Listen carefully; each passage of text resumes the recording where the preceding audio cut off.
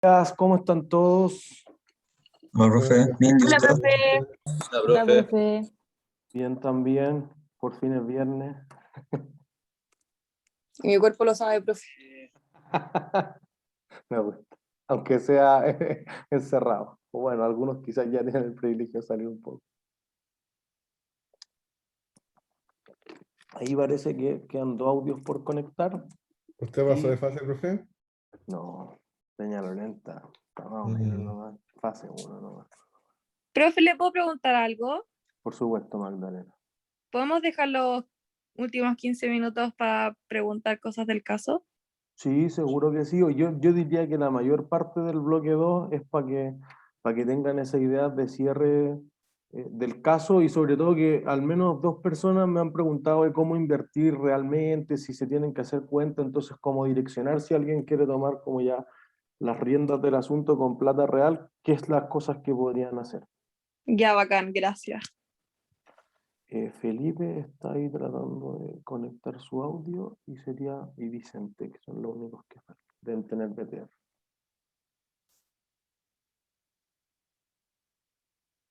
Y Ignacio.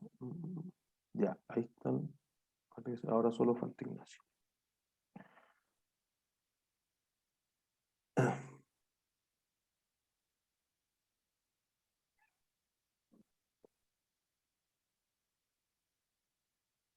Ya bueno, en el honor al tiempo, comencemos porque nosotros también estamos haciendo las pruebas técnicas y nos demoramos un poquito en dejarlos pasar.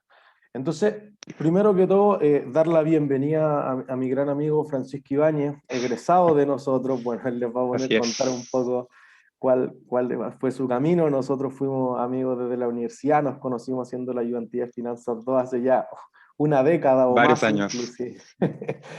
Y Pancho ahora se dedica a comandar las nuevas generaciones en Wall Street, literalmente en Wall Street. Yo le había contado algunas clases anteriores.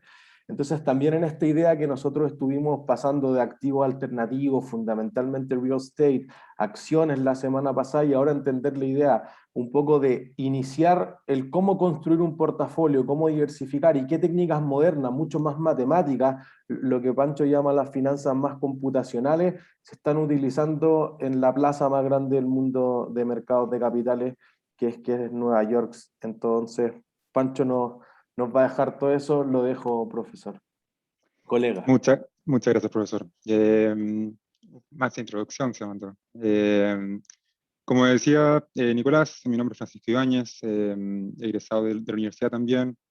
Hoy día le voy a estar hablando un poco de cómo funciona la industria de asset management hoy en día en Estados Unidos y en el mundo desarrollado en general. Así que estémosle para adelante.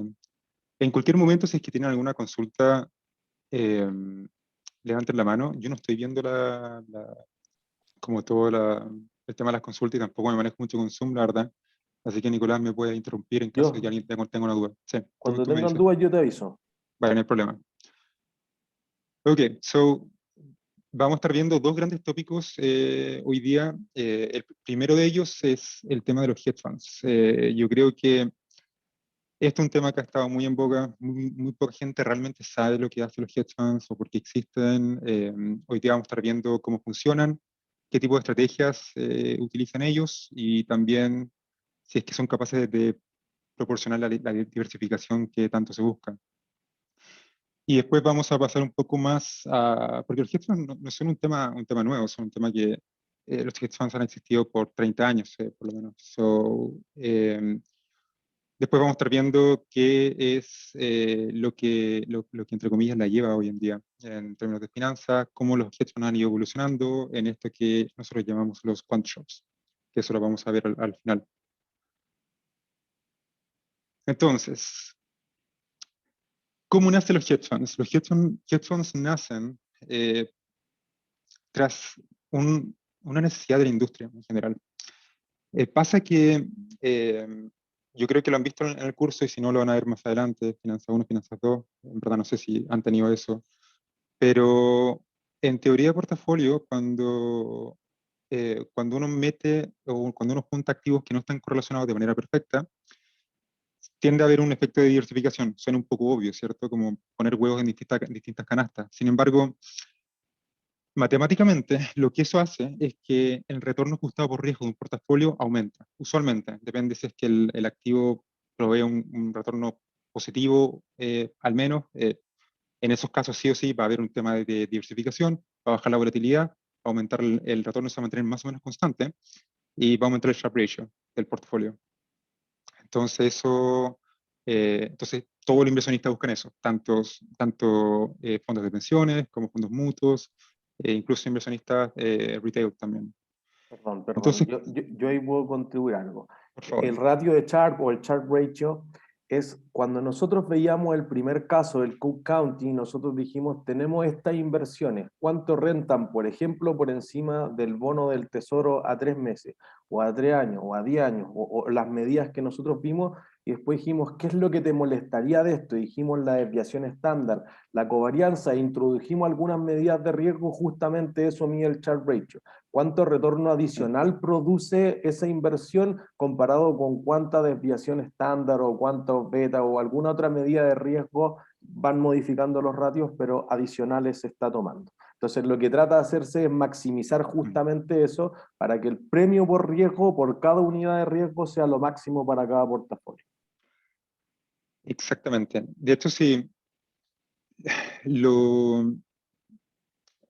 otra analogía puede ser el caso de que ustedes hacen una inversión cualquiera, eh, y llegan de vuelta y dicen, oye, hice 10 millones de dólares con esta inversión. Es como, perfecto, muy bien, pero punto uno, ¿cuánto invertiste? Y punto dos, ¿cuánto riesgo tomaste en esa inversión? No es lo mismo hacer 10 millones de dólares eh,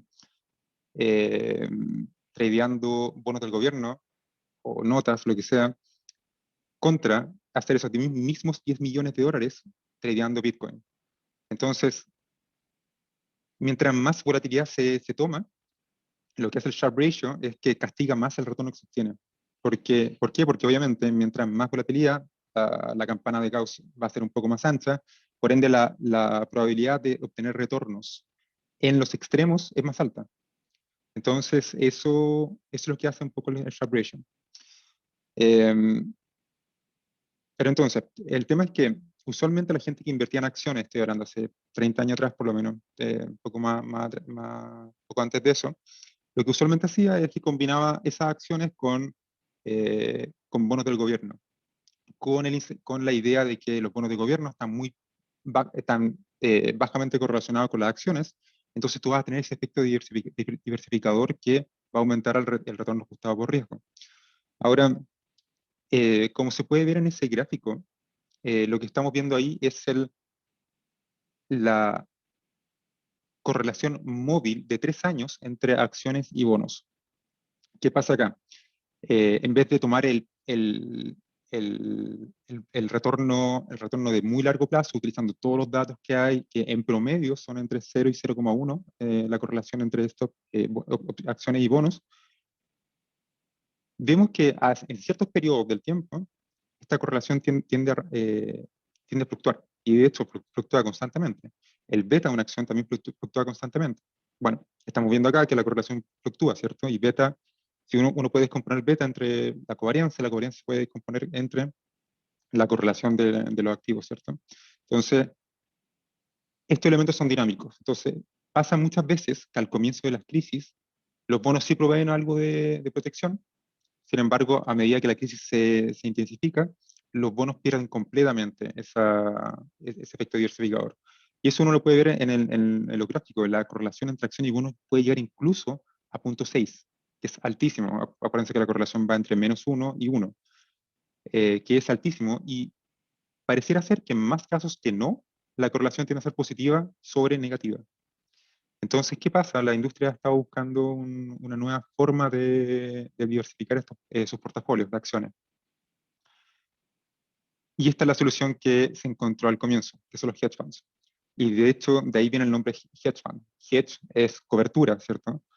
Los hedge funds, la idea es que vengan a cubrir un poco ese alto beta de mercado, esta correlación con equity que tienen los portafolios de los inversionistas tradicionales. ¿Qué son los hedge funds? Los hedge funds son fondos de inversiones privados.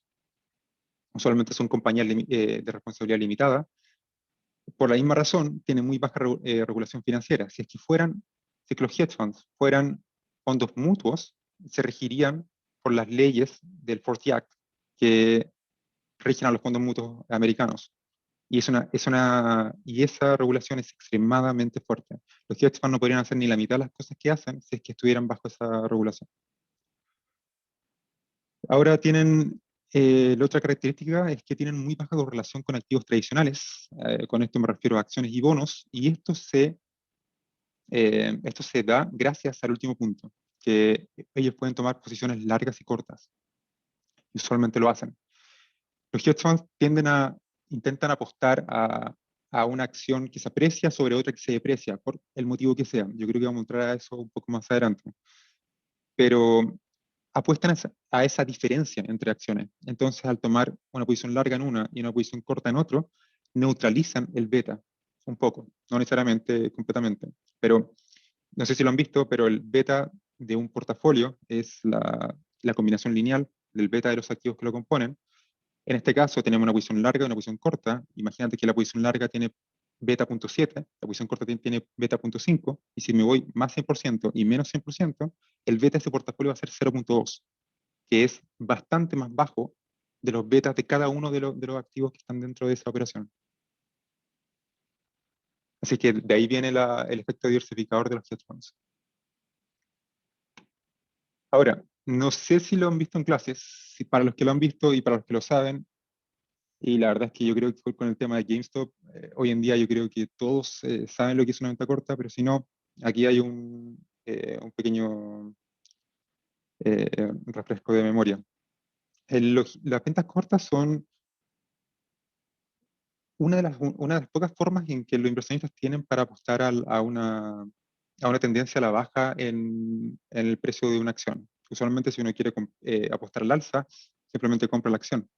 Sin embargo, esta es una de las formas para apostar a la baja de esa acción. ¿Qué es lo que uno hace? Lo que uno hace es que uno va donde un proveedor de securities lending, que significa que ellos arriendan o prestan una acción. Uno va, presta la acción, le prestan la acción, lo tienes en tu portafolio, después uno va al mercado secundario, vende este activo, y una vez que lo vende, después uno lo recompra en el futuro y devuelve la acción.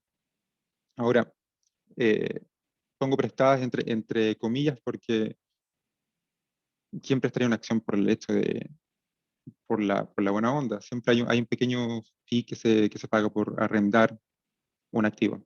Entonces, ¿qué pasa? La idea es que a lo que tú estás apostando es que al momento que tú pides prestado la acción y al momento que tú efectivamente lo tienes que devolver, haya habido una baja en precio. De manera tal de que al momento en que lo vendes acá, sea más alto al que lo vendes acá. ¿Y qué te ganas? Te ganas la diferencia entre ambos precios. Eso es lo que es una venta corta. ¿Alguna pregunta hasta acá con respecto a venta corta, hedge funds? Si no es así, podemos Yo tengo una seguir. pregunta, chica. Por favor. Aparte de la venta corta, ¿de qué otra forma uno podría ganar dinero si sabemos que una acción, por ejemplo, irá a la baja o creemos que irá a la baja? Sí, buena pregunta. Hay, yo creo que la segunda opción más líquida y más como estándar que se puede hacer es por medio de opciones. En Estados Unidos hay opciones sobre buena parte de las acciones del S&P. No voy a estar hablando de las 500 y algo, porque el S&P 500 tampoco tiene 500 acciones. No voy a estar hablando de las 500 y tantas, pero estoy hablando de las acciones más grandes del S&P. Al menos yo sé que hay entre las 50 y 100 acciones más grandes del S&P tienen opciones. Entonces uno puede tomar opciones sobre esas acciones también. Yo creo que esa es la forma más fácil, digamos. Si no, con futuros. Con futuros también podría ser. Sí. Quizás es más complejo para acciones, Mm. diría que para otros activos, por ejemplo, Sí, para las sí, criptomonedas con sí. seguridad, para los índices sobre todo, los mini Sí, son sí, los sí, futuros de los índices y quizás es más barato como inversión inicial. Y si no, mucho menos líquido que lo que decía Pancho, venta al margen, que en la esencia es lo mismo que la venta corta. sí. Lo de futuros es más para índices. Si uno piensa que el mercado norteamericano como un todo va a ir hacia la baja, sí, anda y toma la posición corta en un futuro. Pero si uno habla de una acción en particular, yo creo que opciones o venta al margen, como dice Nicolás, es la elección correcta. Yo sí quiero vamos a aclarar algunos puntos. Ellos vieron un video más que una lectura respecto a la idea de GameStop, así que yo creo que más o menos se entiende en teoría lo que hacen las ventas cortas. Respecto a los bonos, también leyeron algo de que en los peores momentos, cuando se tuvieron que salir a liquidar acciones, por eso algunos me enviaron a recorrección el control la semana pasada, también se vendieron muchos bonos, porque como el portafolio quedó muy bajo en acciones, extrañamente hay que meterle más acciones y salir a vender los bonos. Entonces eso dice que hay una correlación alta entre lo que sucede con las acciones y lo que sucede con los bonos. No son tan aislados como uno pensaría normalmente. Y el gráfico anterior que mostraba decía BlackRock abajo, por si acaso para todos, BlackRock es el mayor gestor de fondos del mundo, 5 trillones en Asset Under Management, creo, la última vez que yo lo revisé el año pasado, por si acaso. Sí. Después de la lectura podemos discutir sobre la correlación y cosas así, temas más profundos, preguntas que tengan más filosóficas sobre inversiones. Feliz de discutirlo.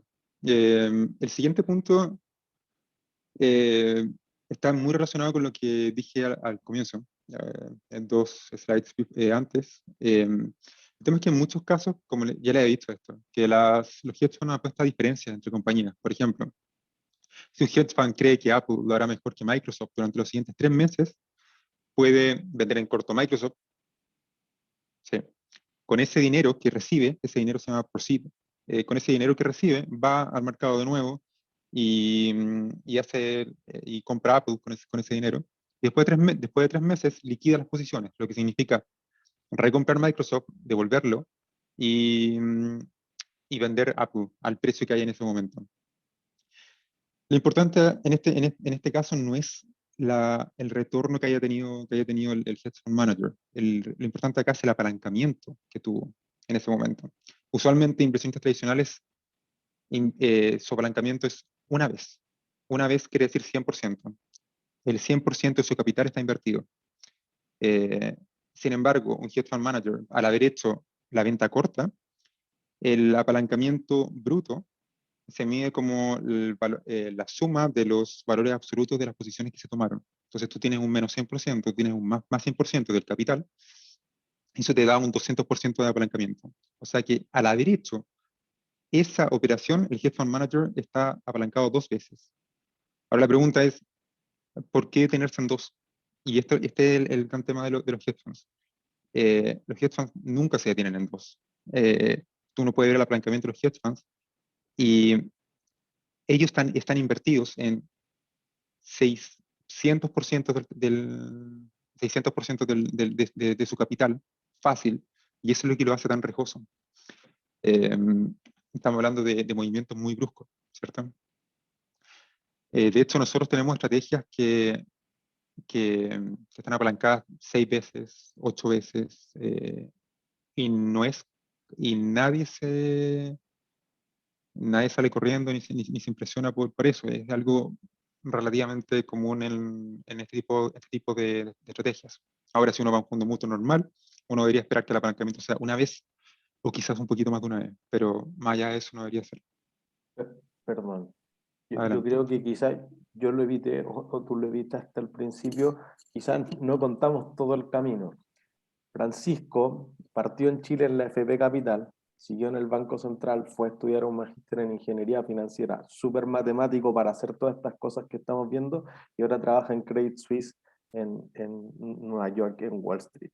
Entonces, ciertas cosas que están súper claras acá es que, por ejemplo, contablemente, por si alguien es más contable, por ejemplo, HSBC, uno de los bancos más grandes del mundo, es intensivo en derivados. Los derivados, que los vamos a ver hacia el final del curso, su precio deriva de algo más simple, como un bono o una acción. Pero el precio, el valor de ese contrato es muchísimas veces menos. Una opción podría valer 5% de lo que vale la acción. un futuro inicialmente vale nada y solamente tengo que depositar algo para la cuenta de margen. En un forward ni siquiera necesito eso. Entonces podría ser que los derivados contabilizados en el balance valgan cero, pero si aumenta o baja el precio, podría mover esto por 10, por 20, por 33 veces en el caso de Lehman Brothers para la crisis subprime. Entonces eso genera algo. Y un punto sobre las ventas cortas que me quedé pensando, que es lo que decía Pancho, con el tiempo la gente se ha dado cuenta que ahí hay un negocio. Tú compras una acción y quieres esperar 10 años o que te paguen dividendos anuales, entonces te da lo mismo lo que pase dentro del año. Bueno, se encontró ese mercado, el mercado repo, de Repurchase Agreement, que en el fondo hay una tasa de financiamiento y eso es transversal a distintas clases de activos, no solamente acciones, que además en el caso de Chile se llaman acciones que son simultaneables, porque tú tienes que venderla en corto y simultáneamente comprometerte a comprarla en algún periodo futuro. Por eso que en el caso de la Bolsa de Santiago, sobre todo, publica listas con categorías de las acciones que son muy líquidas, que son simultaneables, algunas que requieren algunas garantías por si pasara cualquier cosa, y de plano, porque nuestro mercado, como siempre decimos, es piñufla, es chiquitito, algunas que no son simultaneables porque es súper ilíquida, entonces tú la vendes en corto, pero quizás no la puedes recuperar en 2, en 3, en 4 años, como la acción de estacionamientos que nosotros decíamos, oye, no tiene ninguna transacción en los últimos 5 años, o el club de golf, o el hipódromo, o hay una serie, no sé si alguien es de Viña, el Sporting de Viña, etcétera, acciones que tienen una baja liquidez. Entonces, por eso es lo que decía Francisco, que en el fondo no hay todo este tipo de contratos que son distintos a comprar la acción tradicional para todas las acciones, fundamentalmente por un problema de iliquidez en ciertas clases de activos. Sí. Y yo creo que el problema de liquidez es aún más fuerte en Chile. Yo creo que es algo que podemos discutir después al final de la lectura.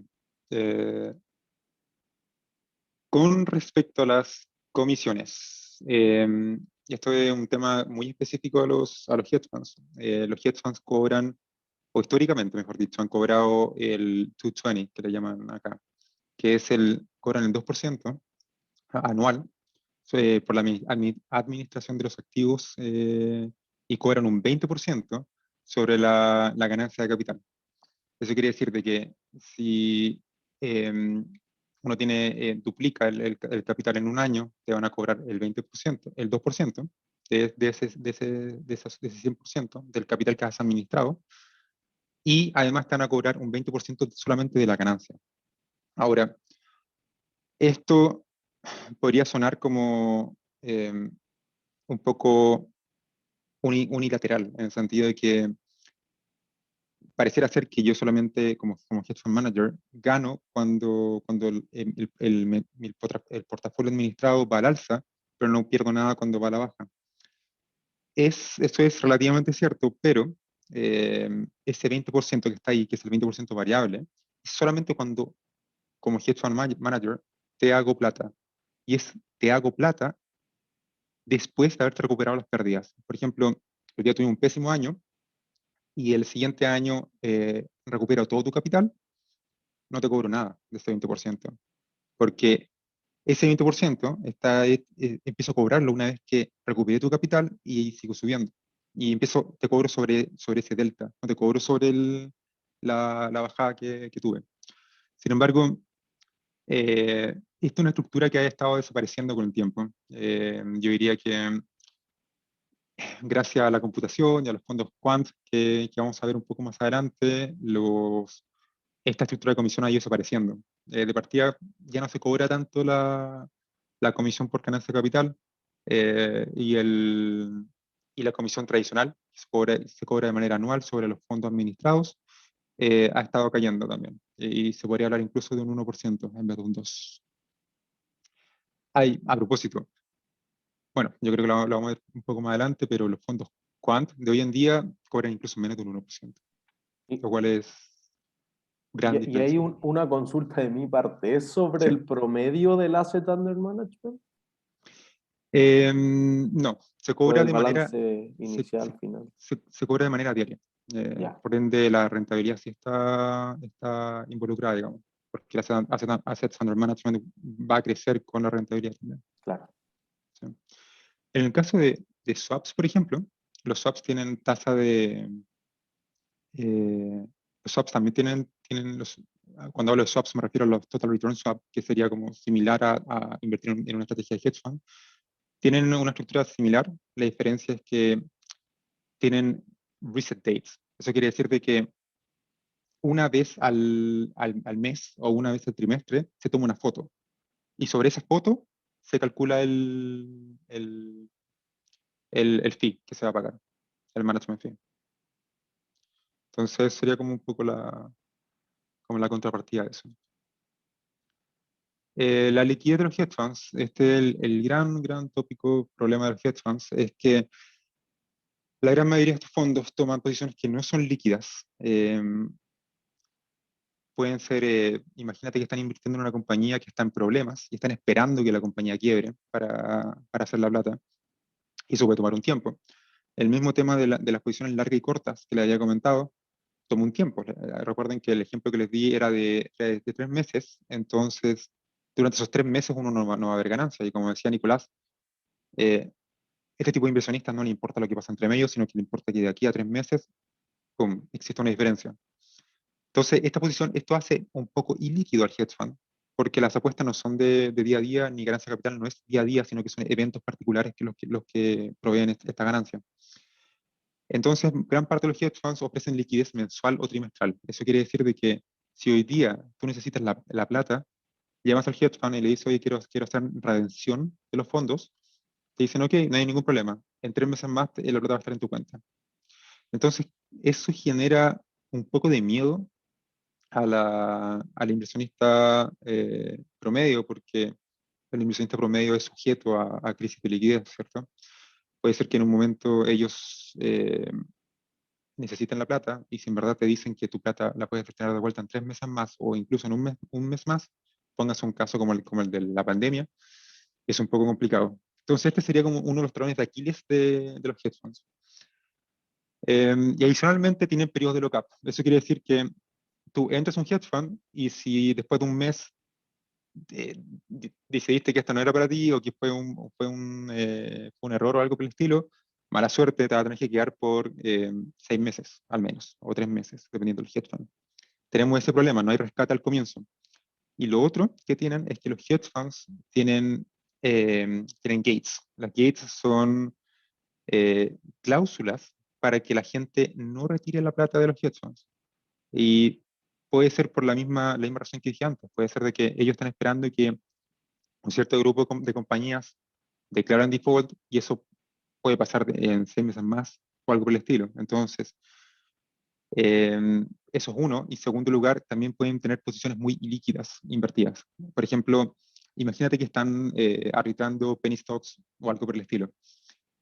Si uno va al mercado y todos te empiezan a redimir las cuotas del fondo, para devolver la plata tú vas a tener que ir al mercado y vas a tener que obviamente vender las acciones a lo que valga ese día. ¿Cuál es el problema? El problema es que cuando tú tienes activos poco líquidos, al momento de redimir esos activos, el precio va a moverse, va a ir a la baja. Entonces, es como un poco lo que pasa con las corridas masivas de los bancos. Obviamente, si es que todos se enciman al hedge fund manager y le dicen, oye, dame la plata ahora, y pasa de manera general por todos los inversionistas, tú vas a tener estos problemas. Y para eso se lo evitan teniendo gates. Por ejemplo, máximo de 10% del fondo puede ser retirado en un día. Entonces, mucha gente va a ir a pedir retiro y se va a decir, no te puedo devolver la plata. Así de simple. Eso es un problema relativamente mayor. Yo creo que, imagino que han visto esta película. Se- y esto es lo que pasó acá, básicamente. Esta es la película The Big Short. Y aquí vemos a Michael Burry, bueno, en verdad Christian Bale, diciéndole a los inversionistas que no van a poder retirar la plata. Y eso es una cláusula que los hedge funds tienen. Entonces ya empiezan a ver piedra en el zapato, sobre piedra en el zapato, sobre piedra en el zapato, que obviamente va a asustar a muchos inversionistas. al final de la película, como la vieron, este tipo hizo un montón de plata, pero hasta el día de hoy muchos de los inversionistas lo odian por haber hecho eso. Imagínate estar en esa situación cuando el mercado se está cayendo pedazos y no puedes retirar tu plata porque alguien te dice, no, que yo estoy en contra del mercado, pero estoy seguro que tengo la razón. Es algo complicado, Miren, si yo puedo colaborar algo ahí en el por punto, supuesto. em, lo que dice Pancho sobre todo es que son muy líquidas las inversiones. Piensen en que ustedes le dieron un préstamo privado, para ponerlo en los términos más básicos posibles si alguien está muy lejos de llegar a este punto. Si alguien le dio un préstamo privado a una compañía, entonces tú no puedes ir y pedirle, oye, devuélveme todo, porque lo invirtieron en máquinas, en alguna otra cosa, que es normalmente una empresa bastante más pequeña, no una super empresa abierta en bolsa que puede emitir bonos, pero que quizás le queda muy grande al banco. Entonces, hartos fondos de inversión han ido en esa lógica de hacer private placement, quizás colocaciones de algo como si fuera un bono o de dar préstamos privados.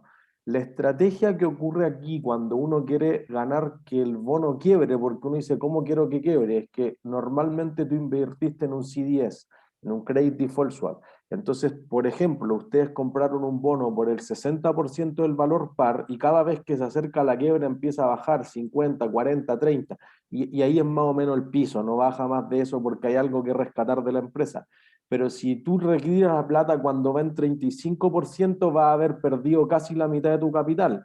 Cuando haga default, yo llamo al que me haya emitido ese CDS, digamos una compañía de seguro, para entenderlo de una forma básica, y le digo, oye, me chocaron el auto y es pérdida total. Y eso es lo mismo que pasó con el CDS. Entonces restitúyeme el 100. Y entonces fíjense que van a tener 100 e invirtieron 60. Y por ejemplo, los fondos, lo que Argentina llama los fondos buitres, son justamente esos inversionistas que compran bonos que están muy, muy, muy castigados en su precio porque la probabilidad de que no te paguen es súper alta y eventualmente esperan que haya un default y de alguna u otra forma, una de las estrategias es que tenga un seguro contra riesgo de impago como un credit default swap, pero podría ser otra, te demando en una corte internacional y te esfuerzo a pagarme 100 y eso podría ser una estrategia bastante rentable, pero fíjense, podría tener que esperar 1 año, 2 años, 5 años, 10 años, y sobre todo en esos casos de deuda soberana en default, que son bastante más complejos que la deuda privada, quizás tengo que ir a La Haya, a una corte internacional, o tengo que entrar en un juicio que puede ser súper mediático, etcétera. Por eso algunas de las estrategias de los hedge funds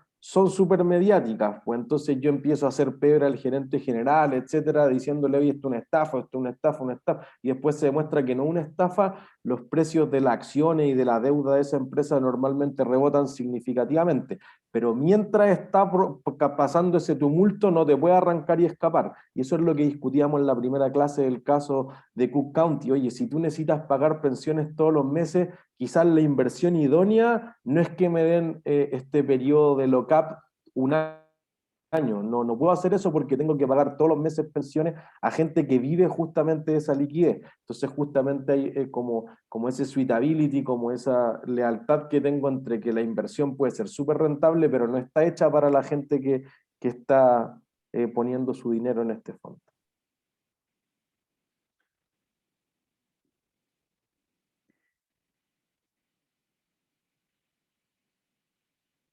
Hasta el momento, ¿hay alguna consulta, duda, alegato? ¿Algo que Para quieren aclarar un comentar? poco que me ¿Alegato? perdí. No es un alegato. Es que entonces el problema de liquidez no es por el activo en el que se está invirtiendo, sino que es por el esquema del hedge fund.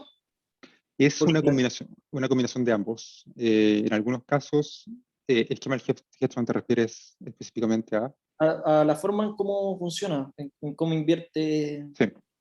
Entonces, es una combinación de ambos. Hay varias estrategias de hedge funds que a lo que se dedican es a cosechar, entre comillas, un premio por liquidez. Entonces, compran activos que no son líquidos, se cubren con un activo líquido y se quedan con ese diferencial. Y ese diferencial puede ser atribuible a la liquidez. Entonces, por esa razón, la liquidez del activo sí influye en la liquidez del hedge fund directamente. Y la otra razón sería por el esquema, como dices tú. La forma en la que ellos invierten no es algo, no son ganancias que se van a hacer o todos los días, que se van a capitalizar todos los días, sino que son ganancias que muchas veces no pasan hasta que un evento se ejecuta dentro de 3 meses, por ejemplo. Entonces, es una combinación de ambas. Gracias. El siguiente punto que vamos a ver son las estrategias que hacen los hedge funds. Y es algo que acabo de mencionar un poco. Los hedge funds intentan cosechar, entre comillas, varias anomalías de mercado que han sido documentadas por la literatura. Estoy hablando de value, momentum, estoy hablando también de reversión a la media, de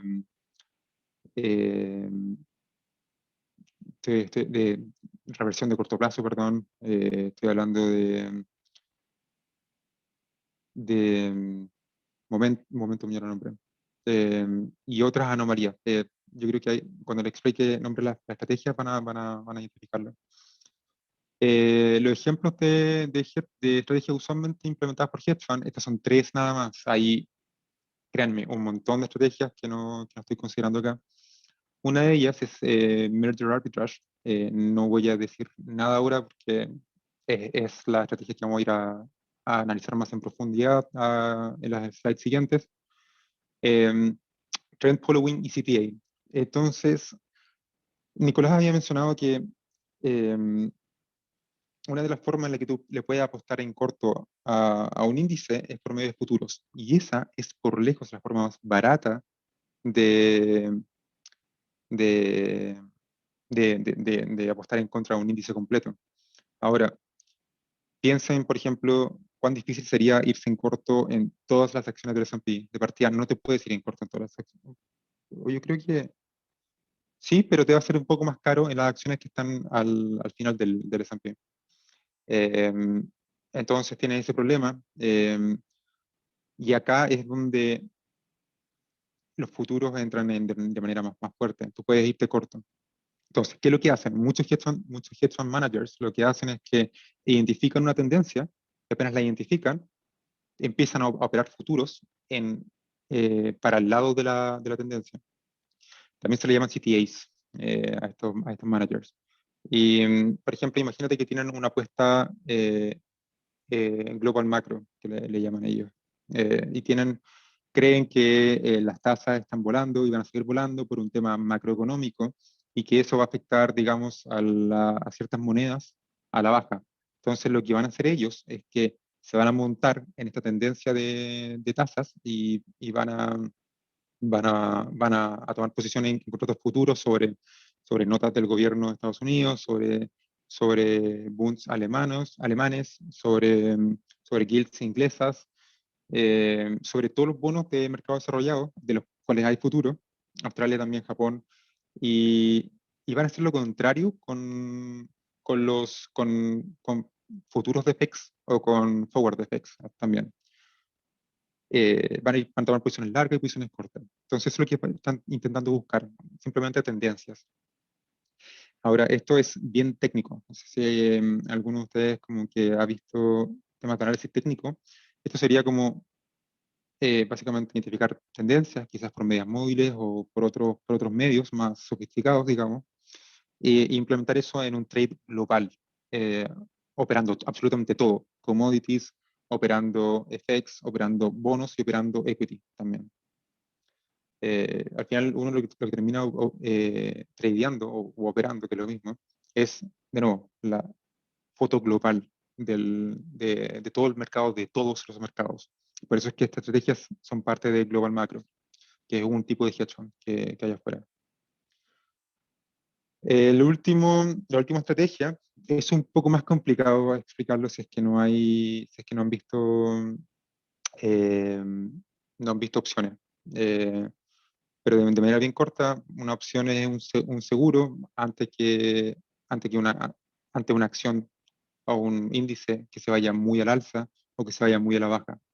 ¿Okay? El tema es que distintas opciones tienen distinto precio al cual ese seguro empieza a ser efectivo.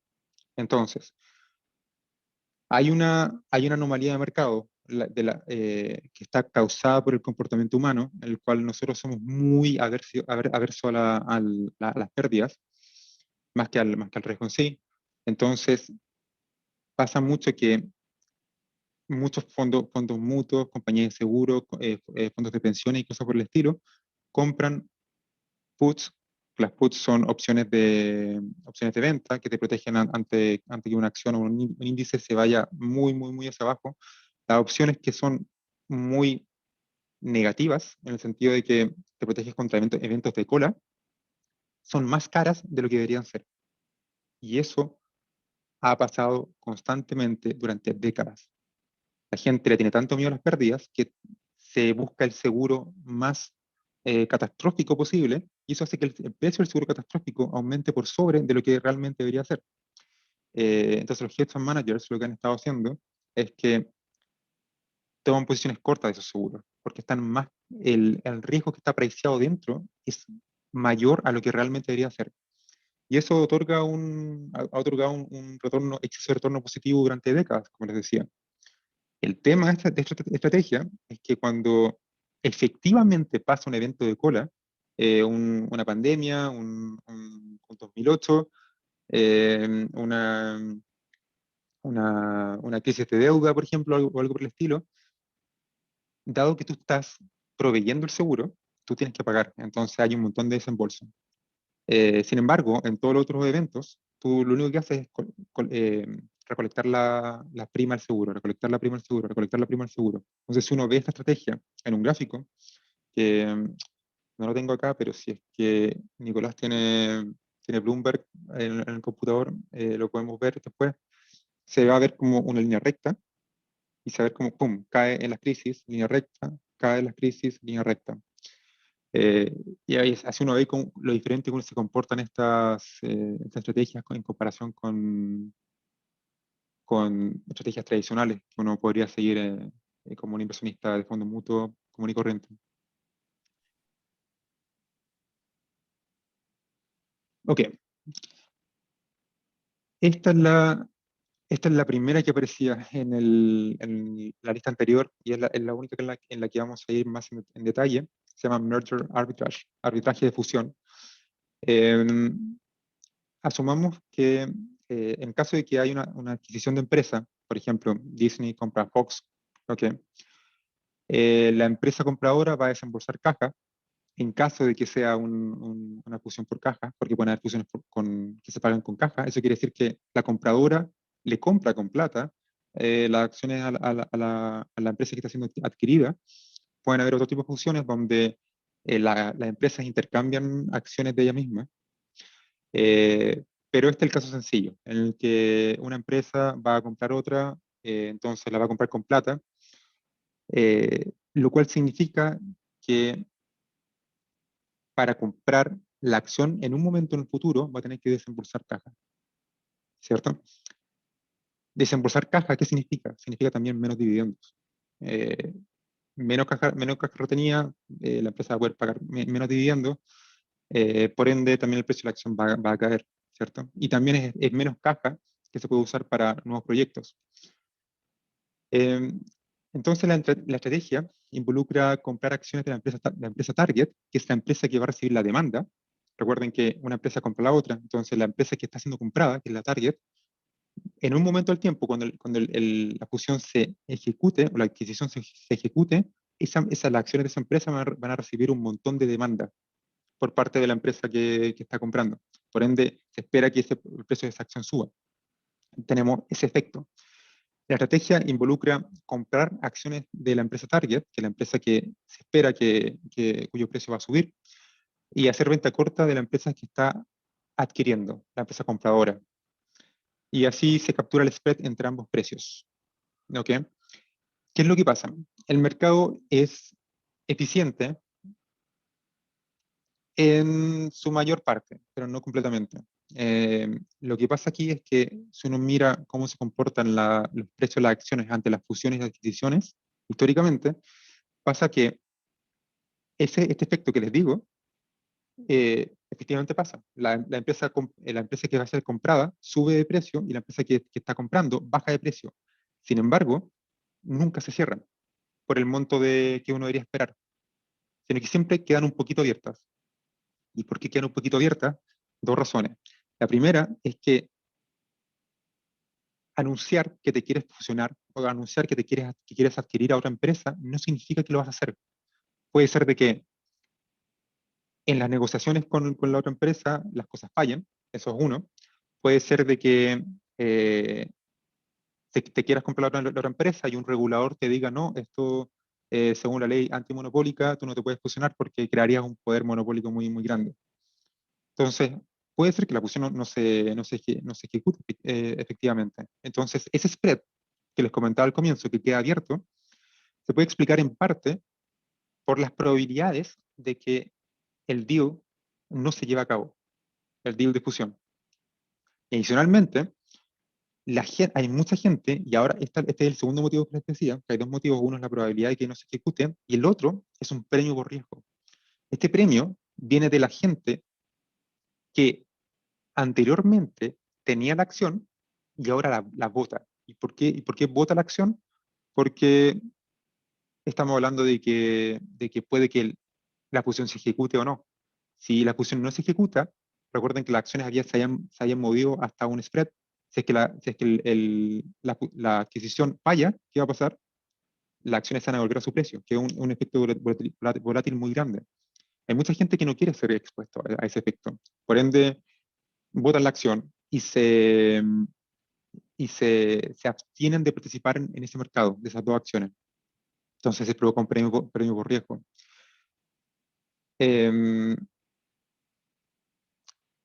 Entonces eso es lo que hace parte de lo que hacen los hedge funds. Esto es una estrategia muy famosa durante los años 90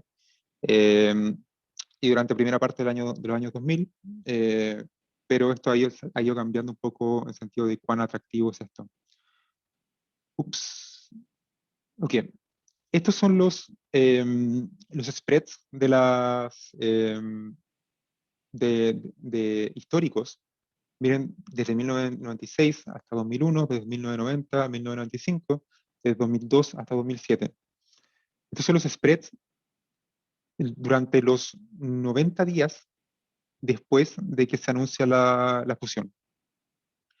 Uno puede ver de que al comienzo, apenas se anuncia la fusión, sí hay un spread que varía entre 2% y 6,5%. Estoy hablando del panel A, el de la izquierda. A medida que los días pasan y no hay noticias, eso es no news is good news. Eso significa que la fusión va caminando, los tipos han estado conversando de que se trata la fusión, llegando a acuerdos y cosas por el estilo. Entonces se hace un poco más probable que la fusión o la adquisición se lleve a cabo. Sin embargo, en el panel de la izquierda, ahí vemos los deals que fallan. Entonces uno puede ver cómo cuando los deals fallan, estoy hablando del día más o menos 50 o algo por el estilo, el spread se dispara. Y eso es porque, como les decía antes, recuerden que cuando se anuncia la fusión, existe este como ajuste que genera el spread. Si es que este deal no se lleva a cabo, ¡pum!, de nuevo, los precios de nuevo donde estaban, por ende el spread aumenta, ¿cierto? Y eso es lo que estamos viendo ahí en el panel B. Entonces sí hay un riesgo por esta estrategia, a pesar de que se llame arbitraje, que técnicamente un arbitraje supuestamente no tiene riesgo. De hecho, por eso al merger arbitrage se le dice también risky arbitrage, el arbitraje riesgoso. Y si se pregunta si esta estrategia es rentable o no, la respuesta es esta: sí, es rentable. En algunos casos, lo que hay ahí es un boxplot, 3 boxplots, dependiendo la muestra que tomó este paper. Si alguien quiere saber más sobre esto, yo les puedo indicar a dónde está el paper al final de la discusión. Pero pueden ver que el retorno mediano de esta estrategia es siempre superior a cero, desde que se empezó en los 90 hasta prácticamente hoy en día. Sin embargo, las ganancias potenciales se han ido disminuyendo. Ahora, ¿por qué creen ustedes de que las ganancias potenciales de esta estrategia han ido disminuyendo? si alguien quiere intentar. Y esto lo abro a la clase.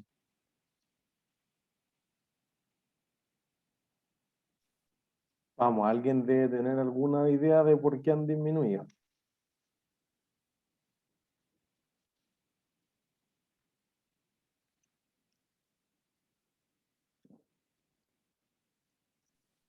Chan, chan, chan. Chan, chan.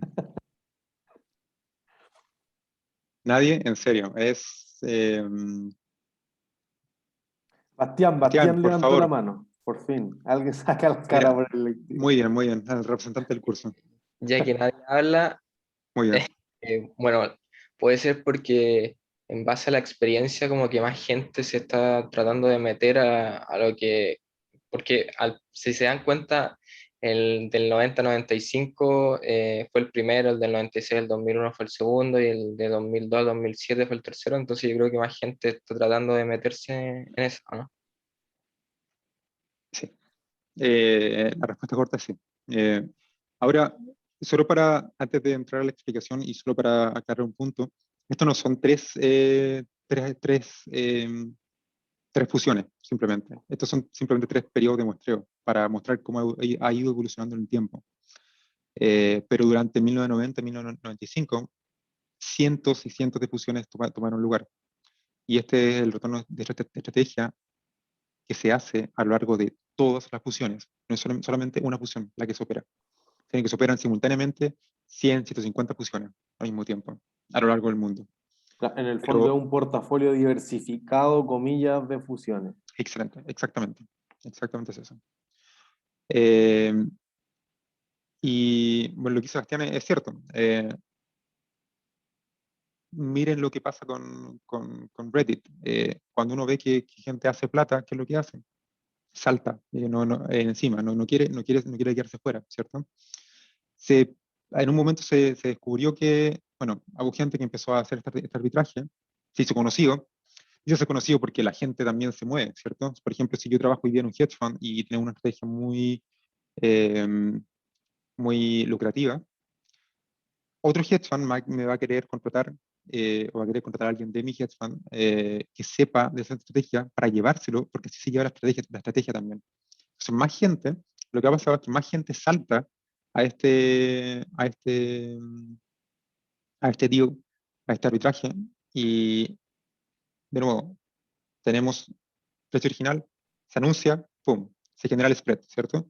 Pero mientras más gente entre, más gente va a estar haciendo venta corta de esta y más gente va a estar comprando esta acción. Por ende, el spread se va a ir achicando. Y eso es lo que ha ido pasando también. Así que, si es correcto lo que hizo Sebastián, tiene que ver con más gente entrando al juego, digamos. En el fondo, fíjense también que en algunos de estos tú ves eventos catastróficos, digamos la burbuja.com justamente en el plot del centro, la crisis asiática sobre todo, que no corresponde, o los mayores eventos no corresponden a un arbitraje de una fusión, pero sí también arbitrajes de tipos de tasas, por ejemplo, y cuando Rusia hace default el año 98, entonces justamente lo que apostaban que los bonos de Rusia convergieran, por ejemplo, con los bonos de Alemania antes de que fueran en euro, y eso va hacia los dos lados, pierdo en la que estoy comprando y pierdo en la que estoy vendiendo. Entonces justamente es lo que decía Pancho, que los eventos de cola que tú dices, oye, en normal probabilidad es súper baja, pero claro, ahora justamente me fui a las dos colas y pierdo por todos lados, entonces empieza a hacer agua por todos lados esta idea. Y sobre todo creo que para fusiones en la crisis.com, o sea, las mayores el dinero es muy fácil cuando tú te fusionas por acciones, por ejemplo, no por entregar efectivo. Entonces, por ejemplo, AOL, que es una de las fusiones más caras de toda la historia y más desastrosa, 100.000 millones de dólares tirado a la basura y lo llevó a la pérdida más grande en toda la historia del mundo, que construyó el goodwill, esta idea de que en el futuro lo vamos a hacer mejor, y a los 2 años tuvo que borrarla de su balance. Entonces, cuando yo entrego acciones, como no hay este sentimiento de entregar efectivo, como que son más confiadas en ese sentido la fusión, en especial justamente cuando tu acción es tan cara, porque ahí tengo que dar menos acciones y se diluye tu participación accionaria en la empresa conjunta después de la fusión mucho más. Sí, sí. Y son estos eventos de cola los que liquidan a los fondos. Muchas veces dado que la gran mayoría de estas estrategias, como la que acabo de ver, o como la de put writing que le había comentado antes, hacen plata la gran mayoría del tiempo. Uno tiene que pensar que los mercados que son más positivos son 7 veces más largos que los mercados negativos. Entonces, la gran mayoría del tiempo estas estrategias van a hacer plata. El problema es que, de hecho, una de las maneras que estas estrategias son reconocidas o explicadas es recolectando pennies justo al frente de una turbina industrial. Es como, sí, la gran mayoría de las veces va a estar haciendo plata, pero va a llegar un momento donde te va a equivocar y que la turbina te va a agarrar y se acabó todo. Y eso es lo que pasa con la gran mayoría de los fondos. Desaparecen una vez que les pasan estas cosas, y que está combinado con el apalancamiento. Recuerden que al menos estamos hablando de un apalancamiento de 2 veces. Ahora, pasando a la siguiente pregunta clave es si es que los hedge funds realmente proveen hedge. Y la respuesta es que pareciera ser que algo de hedge proveen. Lo que ven acá es un scatterplot entre, en el eje Y tenemos a los hedge funds y en el eje X tenemos al S&P. Lo que tenemos en el eje Y es un índice de hedge funds. Esto quiere decir de que así como el S&P representa el mercado norteamericano por medio de incluir las acciones más importantes del mercado en un solo índice y traquearlo, el índice que está a la izquierda, que se llama HedgeMap, que básicamente lo que hace es lo mismo. Tenemos un montón de hedge funds y los traqueamos y vemos cuál es su performance mes a mes. De hecho, este índice es un índice que mi mismo grupo dentro de Credit Suisse creó y que mantenemos de manera mensual. Se llama Credit Suisse Hedge Fund Index, si lo quieren buscar después. Y ahí pueden ver también cuál ha sido el retorno real de los hedge funds, cómo se han comportado y cosas así. Ahora, ¿qué es lo importante? Lo que quiero que vean es, déjame ver si es que puedo anotar. Pueden ver este número de acá, que es la correlación. La correlación pareciera ser correlación histórica entre 1994 y 2021, marzo, pareciera ser que la correlación ha sido de 0.6%, perdón, que equivale como a un 60% positivo de correlación. Muchas gracias, Nicolás. Muchas gracias. Lo cual es decente, en el sentido de que es una inversión que te está proveyendo un retorno positivo, como habíamos mostrado antes, que efectivamente en promedio los hedge funds hacen plata, y que además tiene una correlación inferior a 1 con las acciones. Entonces, juntamos esas dos cosas en un portafolio, y lo que va a hacer es que va a disminuir decentemente un poco, digamos, la volatilidad del portafolio, manteniendo un retorno positivo. Eso quiere decir aumenta el Sharpe Ratio del portafolio. Por ende, pareciera ser de que algo importante han hecho. Y el beta, acá, el beta es de 0.27. Recuerden que un beta de 1 indica que estamos hablando de un activo que se mueve a la par con el mercado. El mercado se mueve una vez en un 10% y vamos a tener una acción que se mueve en básicamente casi lo mismo. Que estamos hablando de un beta en torno a 1. Sin embargo, esto es un beta 0.27, lo cual es bastante bajo. Ahora, eso mismo, sí. Déjame salir, ahí está. Ahora, ¿qué ha pasado durante el último tiempo? Este es cómo se ve la misma foto, pero durante los últimos 5 años, nada más. El beta sigue siendo el mismo, básicamente 0.28, sin embargo la correlación subió a 0.8. Eso quiere decir que los movimientos del mercado de la industria de hedge funds han estado bastante conducidos por el mercado accionario. Entonces, ¿Cuál es el gran beneficio de diversificación del cual la gente habla? Pareciera ser que los hedge funds ya no son tan hedge. Y ese es el punto importante acá. Vean incluso, creo que no tengo esa, bueno, está acá, disculpen mi pulso. Acá. Lo que está en línea blanca es el Credit Suisse Hedge Fund Index. Lo que está en línea naranja es el S&P Total Return. Pueden ver ese mismo, gracias. Pueden ver cómo ambos siguen más o menos la misma tendencia, una vez que uno ajusta la escala. Entonces, pareciera ser que de hecho los hedge funds, los pueden ver ahí, tuvieron más o menos la misma magnitud de caída en 2015. Entonces, ¿cuál es realmente, después de que China se empezó a desacelerar, cuál es entonces realmente el beneficio de diversificación del que tanto la gente habla? Entonces pareciera ser, ¿cómo borramos eso? Eso, muchas gracias. Entonces pareciera ser que los hedge funds clásicos, los del 90, los del principios del año 2000 y algunos que todavía existen hoy en día, pero que son los menos, ya no proveen la diversificación que alguna vez prometieron, son caros, ¿cierto? Tenemos la estructura del 220, no son líquidos, y lo cual es aún más complicado, es muchas decisiones discrecionales se involucran en el proceso de inversión. Cuando digo decisiones discrecionales, me refiero en verdad, a la guata. A un hedge fund manager diciendo, no, yo en verdad creo que esto va para arriba, no, ponle un 10% de peso a esto porque no sé, porque se ve bien, cosas por el estilo.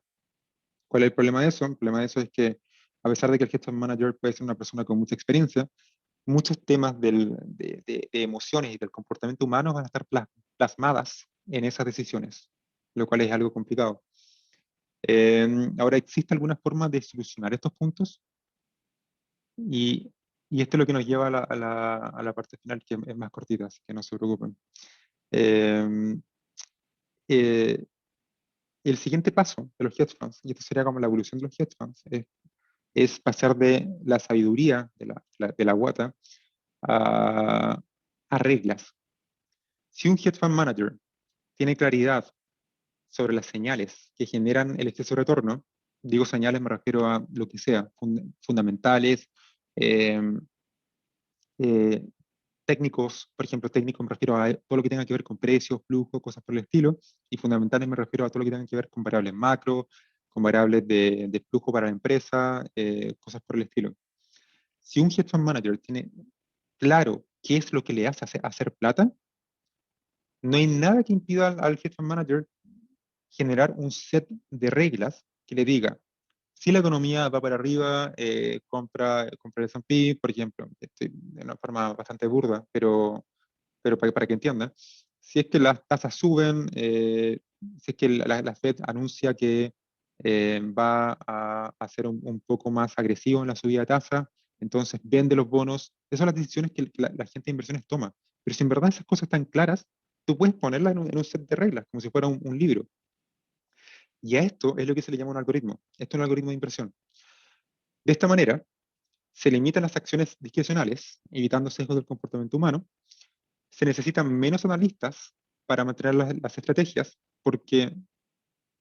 eh, porque simplemente no necesitan más cabezas. La cabeza ya está plasmada en un set de reglas. Entonces, ¿para qué necesitas tanta gente metiendo la cuchara, digamos? Eso hace una reducción de costos, lo que reduce los puestos de trabajo. Y las estrategias pueden ser probadas de una manera más científica antes de ser implementadas. Dado que las reglas están claras, tenemos data histórica, vamos y probemos si es que la data histórica efectivamente me da la razón en mi estrategia. O quizás hay algo que no estoy viendo, por ejemplo.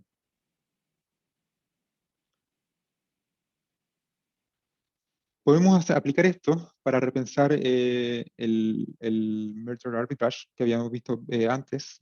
En el caso del MA, la estrategia puede ser simplificada en el siguiente algoritmo. Al principio de cada día, revisa si es que se han anunciado nuevos deals. Corta. Y que esto perfectamente lo puede hacer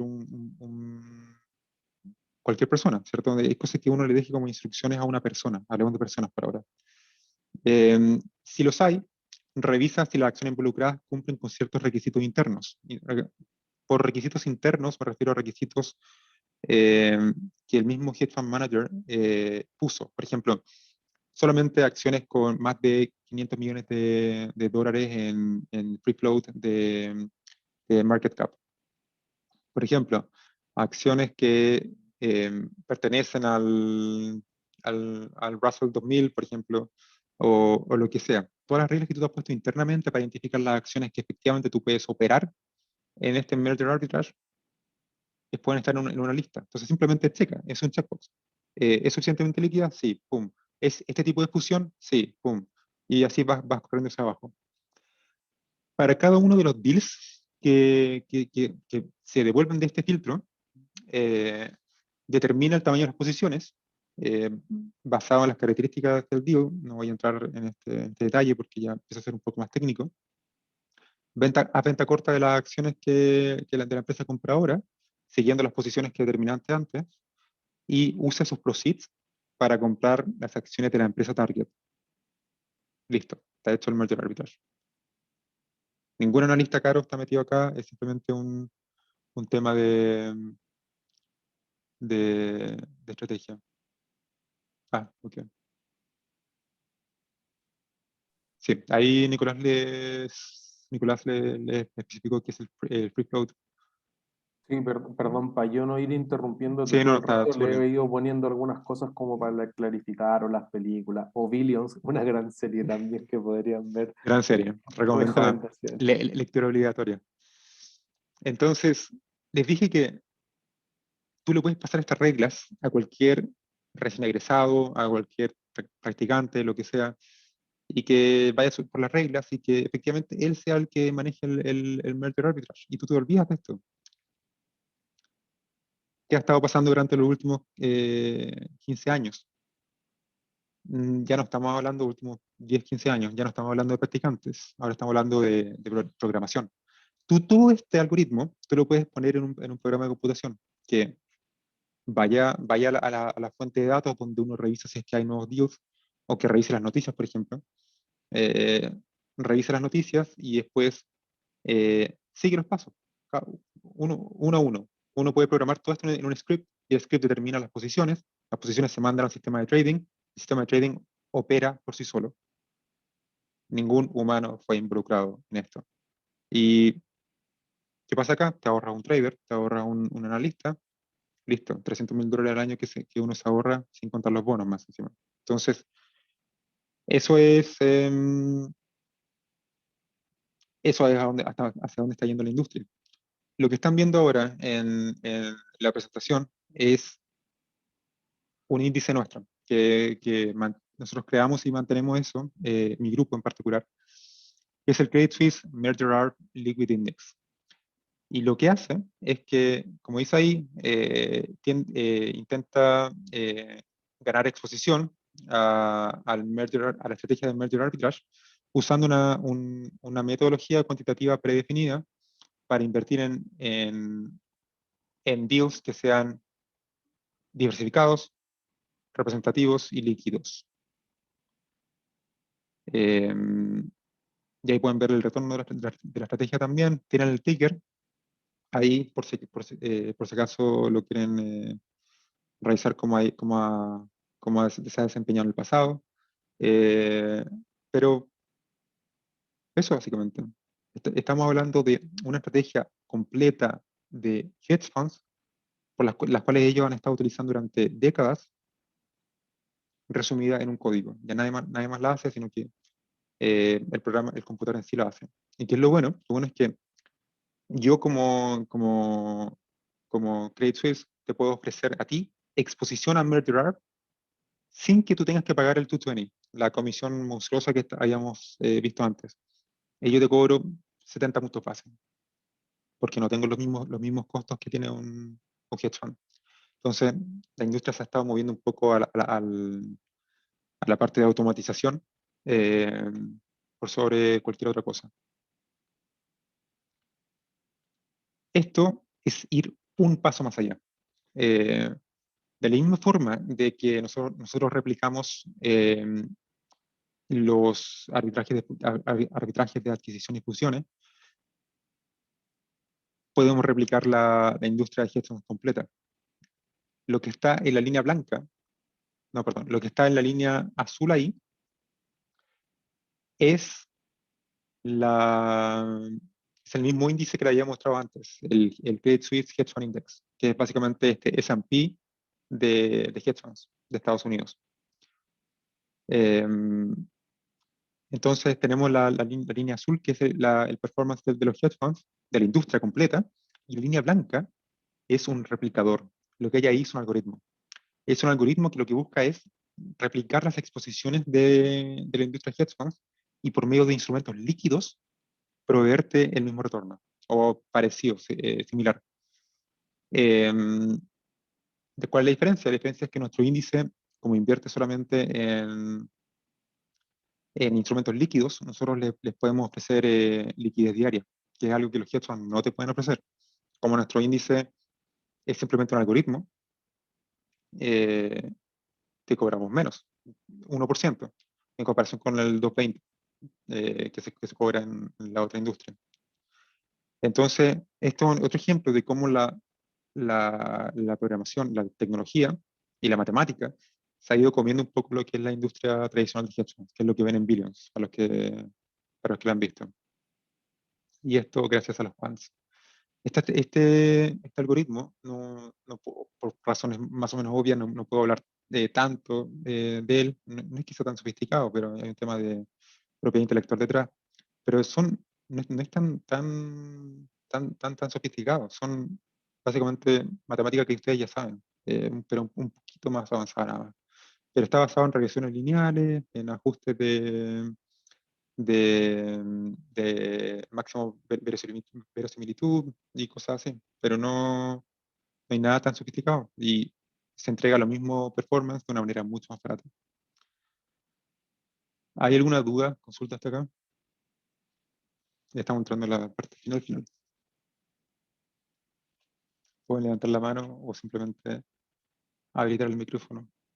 Yo creo que es claro para todos en el fondo que al menos hacia el futuro programar es una cosa súper importante. O sea, por eso que lo que habíamos conversado con algunos que ya programaban o que están empezando a programar es que Data Analytics dictara el futuro, no solamente las finanzas, sino otras áreas de negocios también requieren harto programar. Notarán que aquí es mucho más matemático y eventualmente las máquinas al menos reemplazan una parte importante de nosotros ahí. Entonces, para tenerlo claro también de que esto les pueda dar una dirección si alguien quiere seguir un camino en esta u otra área, ya saben lo que se está necesitando, al menos en el mercado de capitales más grande del mundo. Sí. Y esto es algo que no es que vaya a pasar, es algo que ya está pasando, ya ha estado pasando durante 10 años, casi, básicamente. Estos son el total de empleados a full time de distintas partes de la industria financiera, la banca de inversiones y lo que es el trading de equities y fixed income también, y renta fija.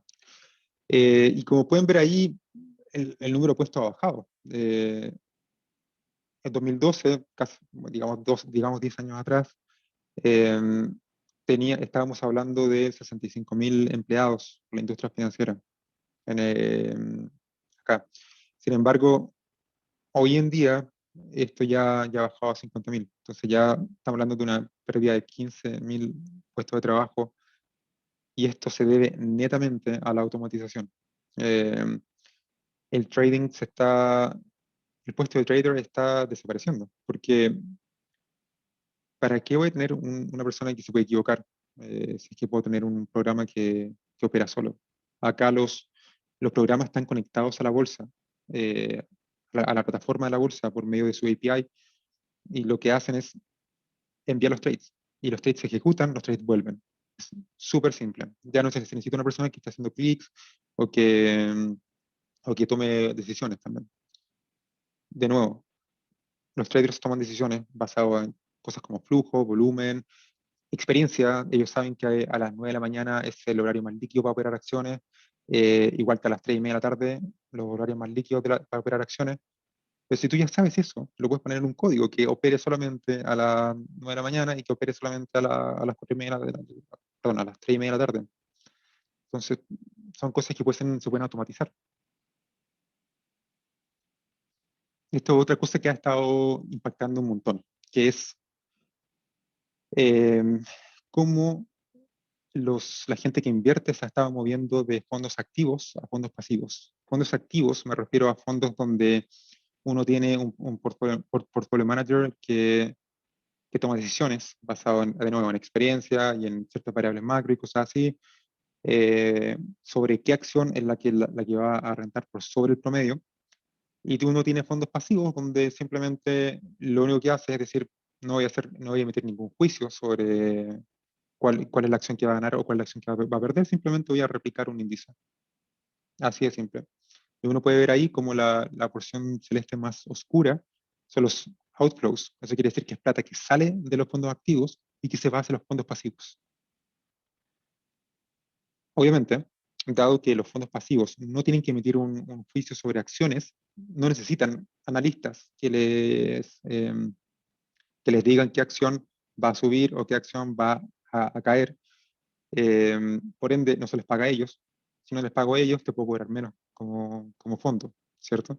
Eso es un tema. Y lo otro es que encima de eso, lo que puedes hacer es que, de nuevo, programa un código como le mostré recién con cómo se puede replicar la industria de hedge funds completa, crea un código que replique el S&P. Y ahora sí que es aún más fácil, porque el S&P, uno ya sabe cuáles son las acciones que están dentro y los pesos. En otros hedge funds, uno ni siquiera sabe en qué están invirtiendo. Entonces es aún más fácil. Uno puede replicarle el S&P operando menos de 100 acciones. Si operan menos de 100 acciones, pagan menos comisión menos fee por trading. Paga menos fee por trading, de nuevo te puedo cobrar menos. Son fondos mucho más baratos por esas dos razones, básicamente. Y esto es lo que realmente está de moda gracias al avance de la computación, que son los robot advisors. Un robot advisor es básicamente, ¿cómo se podría decir? Imagínense que en vez de haber un portfolio manager, hay un código. Si el código es reemplazado por un portfolio manager y que el código simplemente invierte basado en como la literatura financiera dice que se tiene que invertir. Esto quiere decir estimar funciones de utilidades, esto quiere decir estimar fronteras, entre comillas, eficientes, y utilizar todos los mecanismos que ha ofrecido la literatura financiera, que en muchos casos los portfolio managers ignoran completamente. Entonces, ¿qué pasa si todo eso lo mezcla, lo mete en un código y deja que el código te decida en qué cosa invertir? Ahora, tienes esa capa, pero abajo, ¿qué es lo que se invierte? Usualmente son ETFs. Entonces, ¿qué pasa? Tienes un ETF de muy bajo costo que no emite juicios sobre qué acción va a subir o qué acción va a bajar. Y además, encima de eso, tienes una capa que es un, entre comillas, un robot técnicamente es un programa, que está decidiendo cuánto peso asignar a cada uno de los ETFs. Y eso ha estado creciendo de manera brutal. Uno puede ver ahí cómo este tema ha estado creciendo tanto. En Chile, si es que no me equivoco, ya hay un robot advisor, Fintual, si es que no me equivoco. Este es un tema que en Estados Unidos ha estado moviéndose hace mucho tiempo y que ya es casi se va a transformar en una nueva norma, porque los costes son menos, el desempeño es bueno, entonces la gente obviamente se va a tender a ir para allá. Más encima que tenemos una nueva generación, los millennials, tenemos menos miedo de meternos en estas cosas. Entonces, solamente le queda crecer a esto.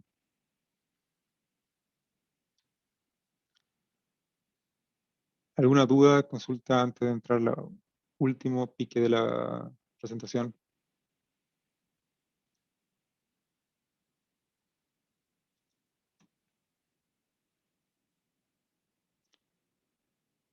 Ok. Lo último que vamos a ver son los quant shops. Bueno, de hecho, es como se podría definir el grupo donde trabajo yo dentro de Credit Suisse. Los quant shops son fondos de inversión, donde las decisiones son tomadas en base a métodos numéricos, en vez de intuición y experiencia. Las estrategias, que son los algoritmos que hemos estado discutiendo, son desarrolladas desde un punto de vista científico. Esto quiere decir que hay un montón de análisis estadístico, de machine learning detrás, para identificar cuáles son las variables que efectivamente impactan al retorno, y en base a eso uno diseña la estrategia. Y dado que todo es computacional, uno puede usar la data histórica para probar si es que tu estrategia efectivamente entrega algo de dinero o para ver cómo se comporta. Y hace un uso tanto de data estructurada como data no estructurada. Data estructurada, me refiero a precios, volumen, cosas que uno se mete a internet y puede sacar y está todo tabulado y es como fácil de procesar. Data no estructurada puede ser texto o incluso imágenes, o puede ser también noticias también. Noticias que estén dando vuelta en el mundo y que quizás tú seas capaz de procesarla por medio de código. Y la programación acá es una habilidad esencial. Si no programas, bien, no estoy hablando de programar al nivel de que hoy puedo hacer un for loop o algo por el estilo, sino que si no programas a nivel developer, simplemente no va a poder trabajar en un puesto como los que ofrecen. Estos son los dos principales jugadores, players de los quant shops. Son por lejos los más grandes, los más exitosos a mi juicio. Y ahí uno puede ver la descripción, como ellos mismos se describen. Esto está sacado de su página web. Two Sigma dicen que siguen principios que están basados en la tecnología y en data science, tanto como los encontrados en los servicios financieros. Campos como Machine Learning y Distributed Computing guide us. Eso quiere decir de que básicamente usan Machine Learning y usan cosas como procesamiento paralelo. Eso es utilizar varios computadores al mismo tiempo para hacer un cálculo más rápido. Ellos usan ese tipo de cosas para hacer cálculos más rápidos, tomar decisiones más rápido, operar más rápido. Y tenemos en otro lado, yo podría decir que estos son los primeros que salieron, que es Renaissance. Ellos dicen que son una compañía de inversión de trading cuantitativa, que operan en mercados globales y que se dedican a la producción de retornos excepcionales para sus inversionistas, y que se basan estrictamente en modelos matemáticos y métodos estadísticos. Invertir en estas dos compañías muchas veces no es tan fácil. De hecho, este es un punto que se mencionó anteriormente. A medida que la gente entra en la estrategia empieza como a desaparecer un poquito, porque los mercados se autoajustan, ¿cierto? El tema es que, dado que ellos no quieren que pase esto, muchas veces limitan al número de personas, a la plata que manejan, digamos. Entonces muchas veces los tipos cierran los fondos.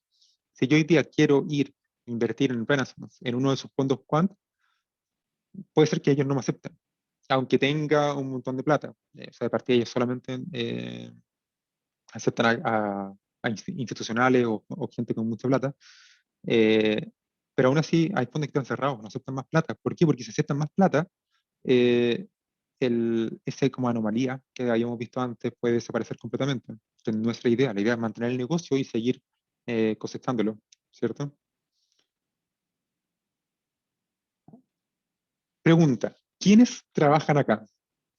Esto lo saqué antes de ayer, si es que no me equivoco, de un puesto de trabajo posteado en internet. En Two Sigma, este es un puesto para Two Sigma, para el puesto de investigador cuantitativo de commodities. ¿Qué te piden? Te piden al menos 5 años de experiencia como quant researcher, como investigador quant, conocimientos de mercado de commodities, energía, metales, expertise en data science,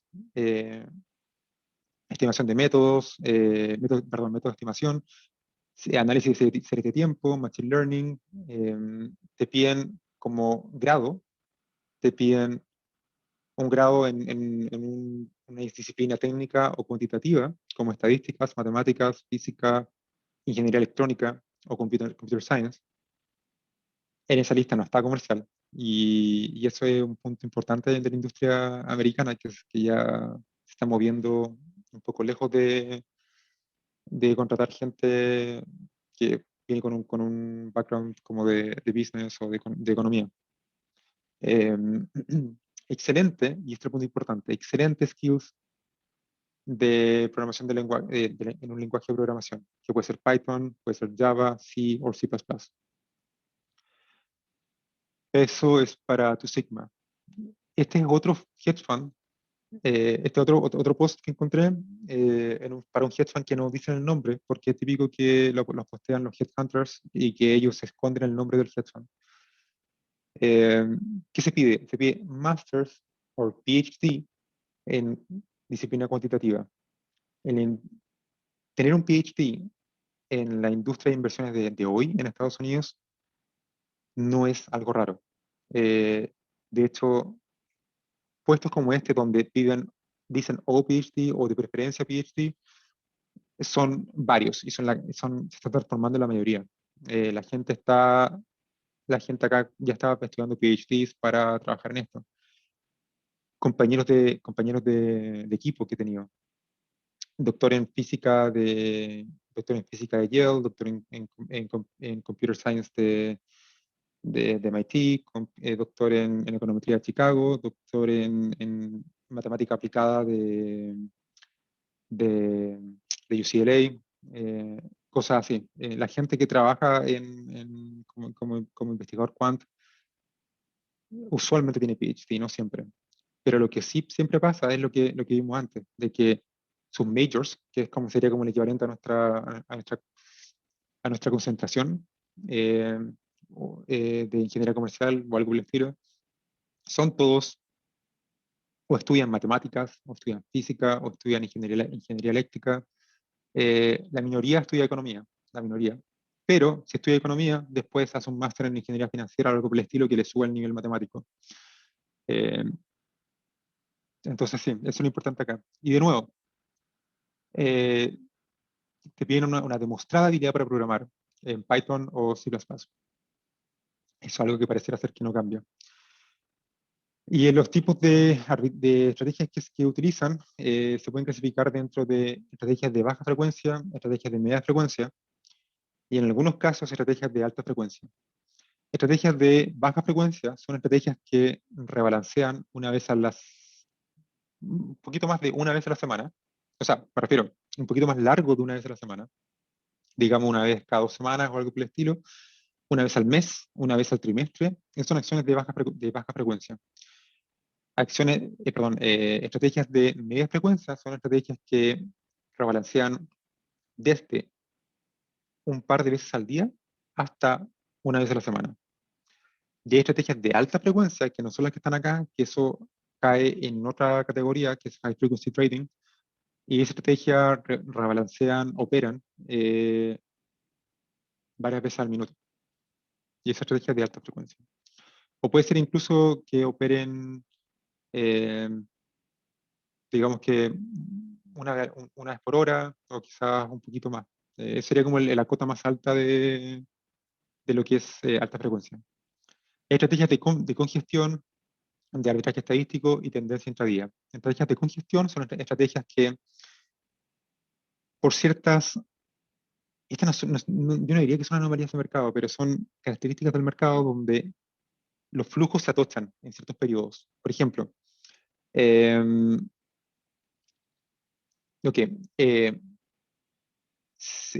futuros sobre commodities. Creo que no han visto futuros, pero el futuro es una promesa a comprar o vender a un determinado plazo en una fecha específica. ¿Ok? Entonces, hay futuros para vender en fecha T o comprar. Hay futuros para vender o comprar en la fecha T+1, que es el siguiente vencimiento, T+2, T+3, que generan una especie de curva de vencimientos. Entonces, ¿qué es lo que pasa? La gente que se quiere exponer a un commodity específico, digamos, petróleo, compra el contrato frontal, que significa el contrato que está más cerca a expirar. Entonces, ¿qué pasa? Cuando se acerca la fecha T, que es la fecha en la que el contrato se termina, si tú te quedas con el contrato en tu cartera, ¿qué va a pasar? Va a pasar de que el contrato expira y te van a decir, te van a llamar un día y te van a decir, hola, buenos días, ¿qué tal? ¿A qué dirección te mando los barriles de petróleo? ¿Dónde los vas a guardar? Más encima tú tienes que pagar por el costo de transferir los barriles de petróleo, no tiene sentido. Tú simplemente te querías exponer al riesgo del petróleo. Entonces, ¿qué haces? Antes de que tú llegues a T, durante los 5 días anteriores, tú cierras la posición en T y te montas al contrato de la posición en T+1. Entonces, ¿qué pasa? De esa manera tú nunca corres el riesgo de delivery, que es el riesgo de que efectivamente te manden los barriles de petróleo. Y eso, el tema es que todos lo hacen, y todos lo hacen más o menos al mismo tiempo. Entonces, ¿qué pasa? Uno puede ver como antes de que empiece el periodo de rollover, que es el término técnico, el spread de los contratos que señaliza la liquidez aumenta. Eso quiere decirte que toda la gente está votando los contratos y se está montando al contrato siguiente. ¿Qué puedes hacer tú? Antes de que eso pase, compra el contrato siguiente. Entonces, cuando llegue ese momento, la gente va a empezar a votar el contrato actual, se va a montar al siguiente y tú se lo vendes. Y se lo vendes obviamente a un precio más caro. Porque dado que votan uno, ese flujo se va al segundo contrato y el precio de ese contrato aumenta. Esas son estrategias de congestión. Ejemplos como este hay varios. El arbitraje estadístico es un poco más difícil de explicar, pero simplemente imagínate que todos los días operas una vez al día todas las acciones del S&P, todas. Y las operas en forma larga y corta, dependiendo de ciertas características estadísticas que hay. Porque a lo que tú apuestas es que esa disparidad estadística basada en ciertos señales que tú puedas definir se va a revertir al día siguiente. Entonces, tú haces esto de una manera diaria. Y tendencia intradía, eso es, al principio de cada día, tú analizas para dónde, en las primeras horas del mercado, hacia dónde abre el mercado, toma la posición, a medida que avanza el día, la vas confirmando y vas operando más. Y al final del día, una vez que se realiza la tendencia, tú botas la posición. Y esto es un fenómeno que se da en periodos de alta volatilidad, porque el mercado a un determinado punto del tiempo, digamos, un determinado punto del día, no es capaz de aceptar todo el flujo, sino que acepta el flujo, dado que hay más flujo que quiere ir en una dirección, el precio se mueve en esa dirección, ¿cierto?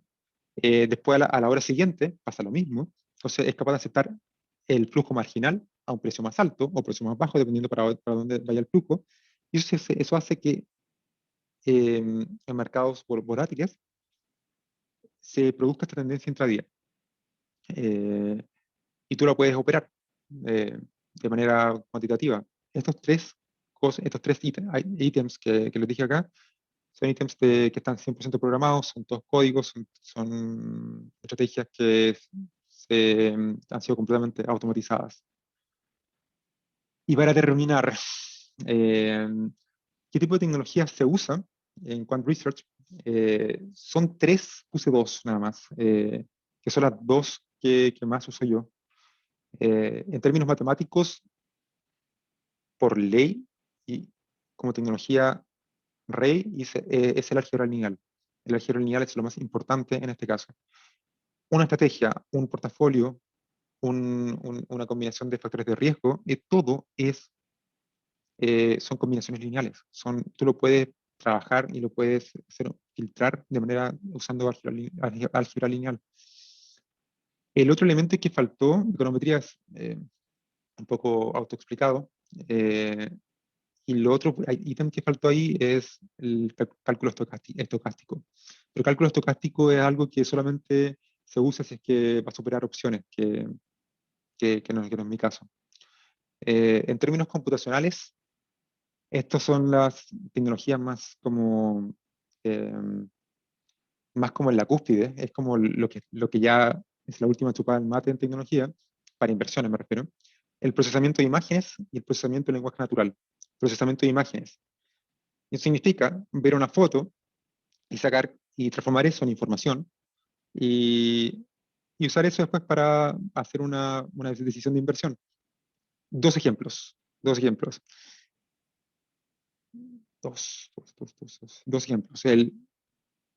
Bueno, pero ambos tienen que ver con lo mismo, que son las imágenes satelitales. Hay gente que está haciendo, nosotros no hacemos esto es muy sofisticado, hay gente que usa y paga imágenes satelitales para analizar fotos de, em, de los supermercados, por ejemplo. Entonces, o de tiendas en general. Supermercados es un ejemplo nada más, puede ser un ejemplo muy malo de hecho, pero tiendas en general, y lo que hacen es que le sacan fotos a los estacionamientos y ven cuántos autos hay estacionados. ¿Qué pasa? Revisan eso varias veces al día y pueden estimar cuál es el flujo de gente que está entrando y comprando cosas en un supermercado o en una tienda especializada retail o algo por el estilo. En base a eso, tú lo que puedes hacer es hacer una estimación una estimación de los flujos de caja que esa empresa va a ser capaz de generar. Entonces, en base a eso, si tú ves que la empresa está teniendo más flujo de venta, tú tomas una posición larga en la empresa. Si ves que está bajando, tú te vas corto a la empresa. Ese es un ejemplo. Otro ejemplo es los barcos. También se usa especialmente en el mercado de commodities, donde el petróleo u otros commodities sí son transportados por medio de barcos. Entonces, lo que puede hacer es que le puede hacer un seguimiento a los barcos. Puede ver cuándo llegan, cuántos son, si es que hay un shock de oferta que aumentó la cantidad de barcos, por ejemplo, que, que un país está mandando hacia otro. En base a eso, tú puedes estimar comercio. Y en base a comercio, tú puedes tomar posiciones. En términos de lenguaje natural, que era el segundo ítem y el último, tú puedes programar un código para que lea. Y es menos difícil de lo que uno podría pensar. Tú puedes programar un código para que apenas salga una noticia en Bloomberg, por ejemplo, vaya, recoja la noticia de Bloomberg y lea. Tsunami en Japón. Sujeto, Japón, ¿qué pasó? Tsunami. Tenemos dos palabras. Una del sujeto que es Japón, ¿cierto? Tsunami, tú lo puedes clasificar como una palabra negativa. Después, imagínate que después dice el mercado ha estado muy incierto, incertidumbre, otra palabra negativa, y cosas así. Entonces, ¿qué pasa? Si tú sigues eso, tú puedes hacer que el código sea capaz de identificar si es que la noticia es positiva o es negativa con respecto a Japón. Y en base a eso, entregar una señal de compra-venta. Es eso, y hay otras cosas más, por ejemplo, y esto es más rápido que el ser humano, claramente. Lee rápidamente, pum, es negativo, vende, es positivo, compra. Esto es un caso burdo de cómo se usa el procesamiento del lenguaje natural. El otro caso es leer las memorias. Aunque ustedes trabajen en equity y estén analizando estos resultados y cosas así, jamás van a leer la memoria. La gente es muy floja. Pero adivinen quién no es flojo, el computador. Entonces tú lo que puedes hacer es que puedes hacer que el computador pueda, asumiendo que tiene las memorias bien organizadas en texto y cosas así, en archivos de texto, lo que puede hacer es que el computador le da la memoria y puedas ver si es que han habido cambios significativos en algunas empresas o no, y en base a eso tomar posiciones largo o cortas. Hay estrategias un poco más sofisticadas que esa, pero dado el tiempo no vale la pena como intentar cubrirlas en tan corto tiempo. Así que eso es alguna consulta, duda, acotación que quieran hacer. Se abre el panel. Patricio.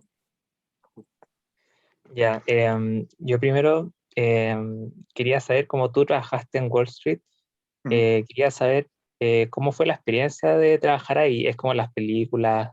¿Te gustó? No sé si nos podéis contar un poco. Esa es una excelente pregunta.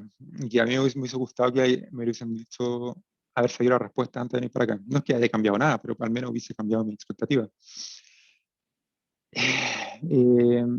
Como ya había dicho Nicolás, yo venía a trabajar en Chile, entonces tenía todo el tema de la cultura chilena ya involucrada en mí, y llegar acá fue un poco chocante. Es bastante distinto a lo que cómo se trabaja en Chile.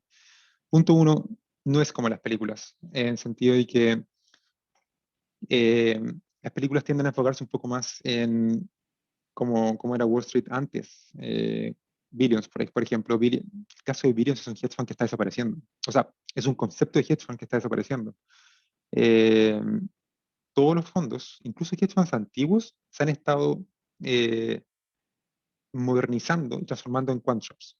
Y por eso está este término para diferenciar entre lo que es un trading shop normal, como un hedge fund, y lo que es un quant shop, que son los que ocupan la tecnología más nueva.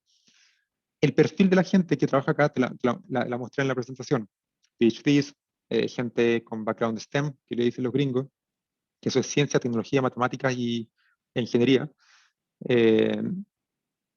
Y por ende no son gente que se va a andar o drogando, o gente que se va a andar de fiesta, ni gritando.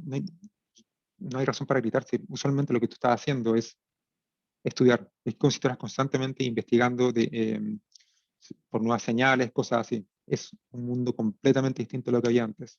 Eso en términos de si se parece a las películas o no. De nuevo, la respuesta es no. Quedan partes donde todavía se parece un poco a las películas, en el sentido de que es más ruidoso, de que son mesas de dinero que están súper abiertas bueno, que hay gente que se para y cosas así. Pero de nuevo, ese tema está un poco desapareciendo. Y eso pasa en ventas, en el sell side del banco. No pasa en los quant shops. Eso pasa en ventas, que son la gente que efectivamente o está intermediando acciones o está vendiendo cosas y por ende tiene que llamar a la otra gente. En términos, y esto es importante, en términos de cultura de trabajo, fue chocante para mí al comienzo. Podrán llamarme exagerado o lo que quieran, pero fue algo que en verdad me hizo sentir un poco solo al comienzo. Porque en Chile uno llega a trabajar, y no sé si han tenido experiencia de práctica o algo por el estilo, uno llega a trabajar y la mañana lo primero que hace es saludar a todo el mundo. Y un concepto que veo tan lejano hoy en día es que la gente incluso se saluda de mano o de beso cuando llega a trabajar, tipo 10:30 de la mañana. No sé, la gente iba a buscar un café, que siempre era en grupo, uno iba a almorzar afuera.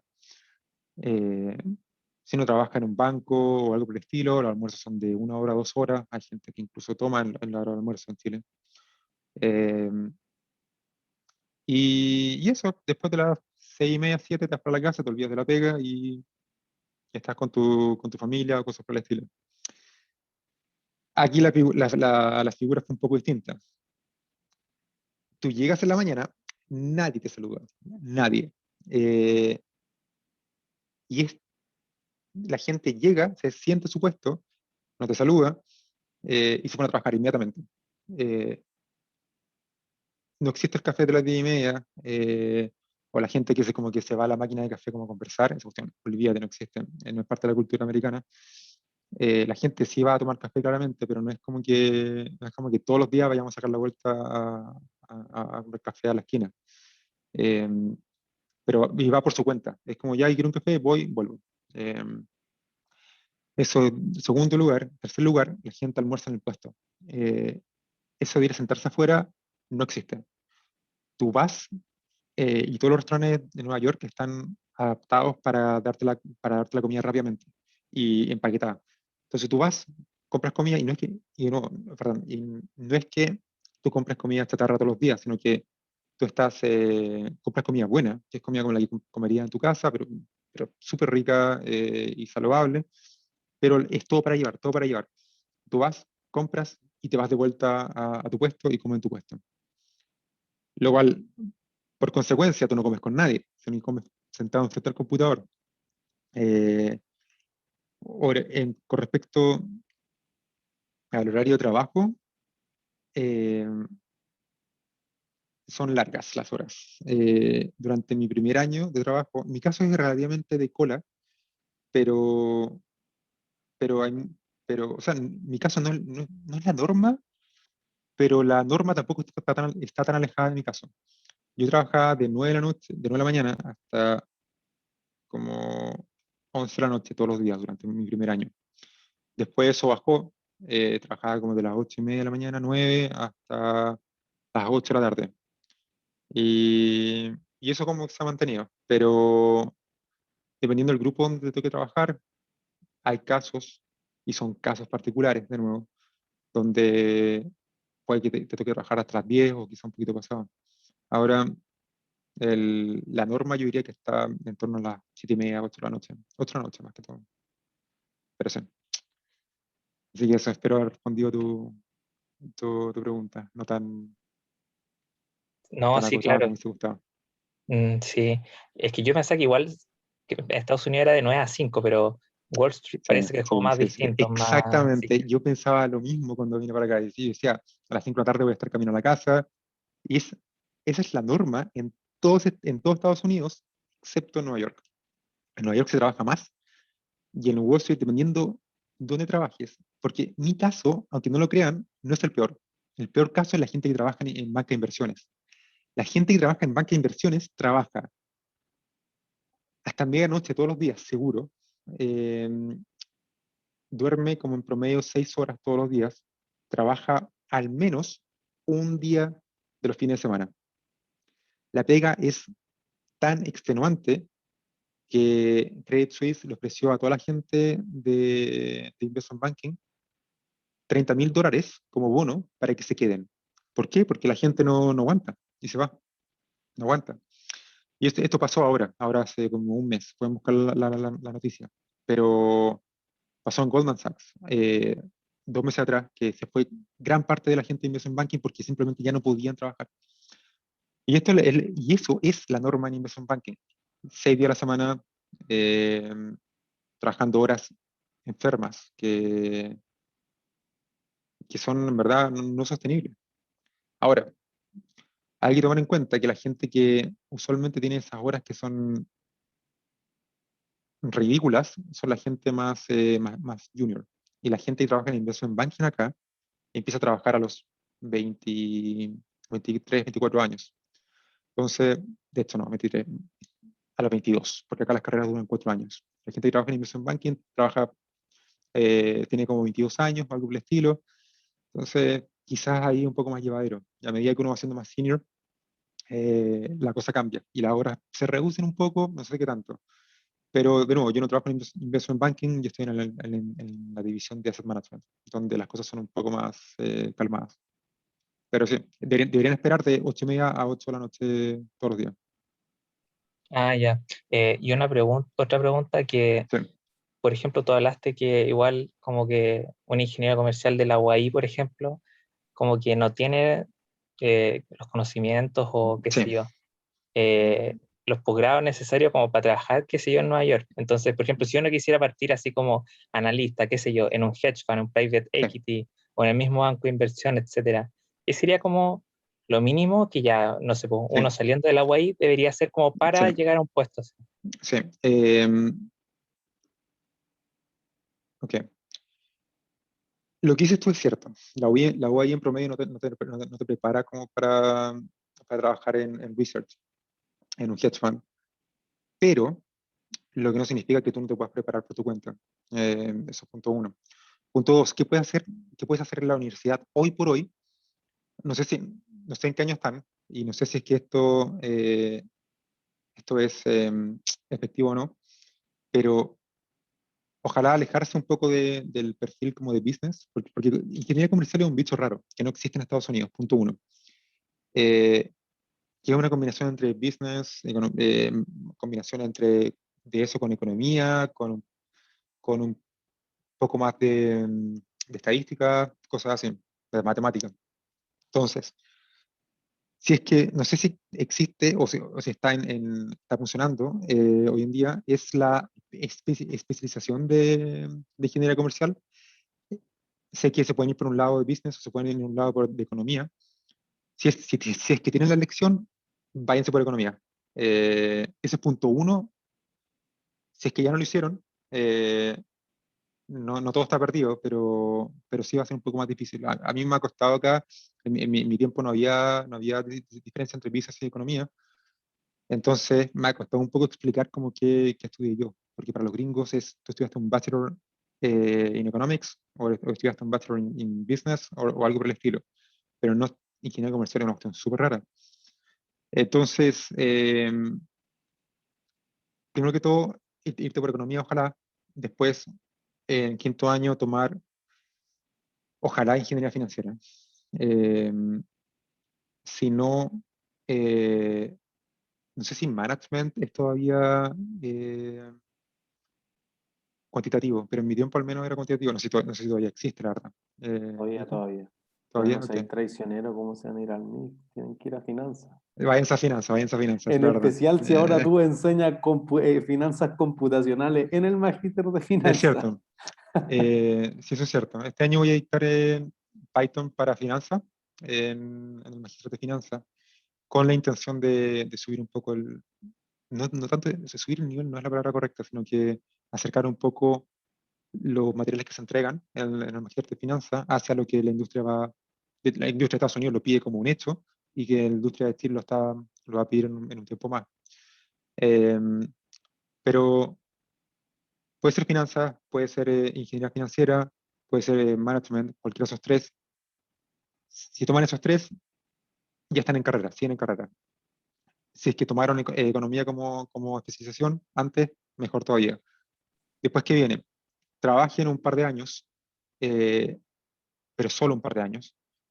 Perdón, creo que Sí. hay un máster más o al menos dos máster más o que hoy en día que podrían ir en esa línea.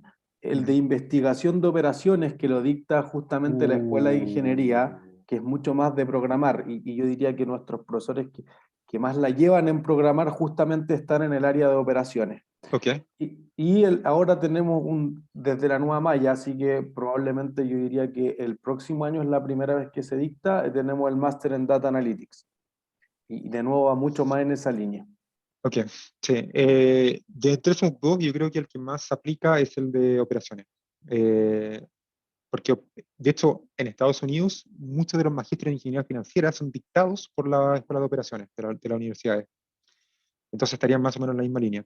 De nuevo, o sea, siguiéndolo con lo que decía antes. Trabajen un par de años, después vayan a estudiarse un magíster en ingeniería financiera en Estados Unidos. Eh, los magísteres tienen que ser una universidad buena. Si es que no entran en una universidad buena, no se vengan, porque todo esto es una apuesta, ¿cierto?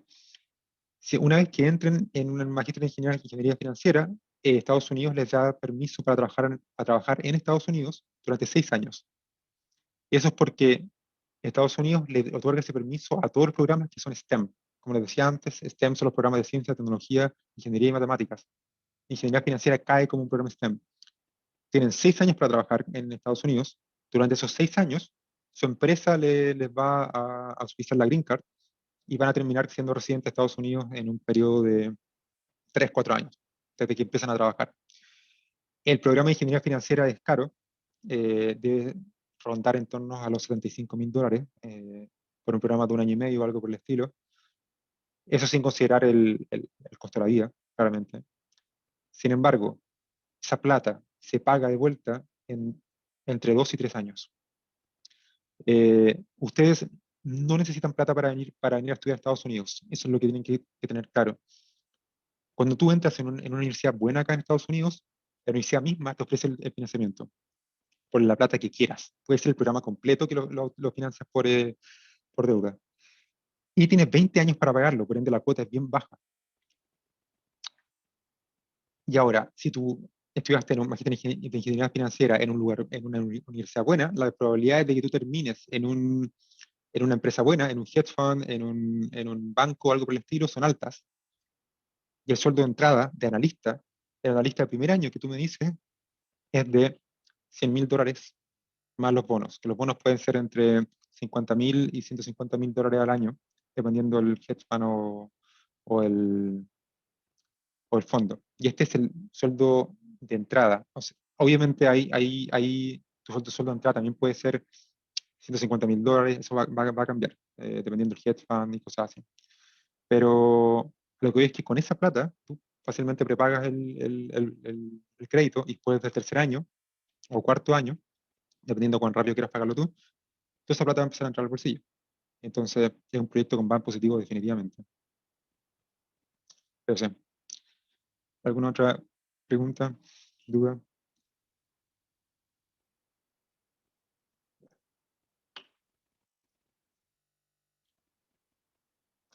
Bastián. Primero, gracias por la charla, estuvo súper buena. Y en segundo lugar, mencionaste como que habían universidades buenas así como para poderse hacer un máster. ¿A cuál Sí. te refieres específicamente? ¿Qué universidades son buenas? La mejor es Carnegie Mellon.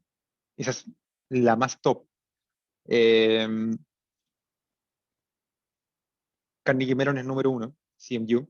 El máster de esa universidad se llama Master in Computational Finance, Máster en Finanzas Computacionales.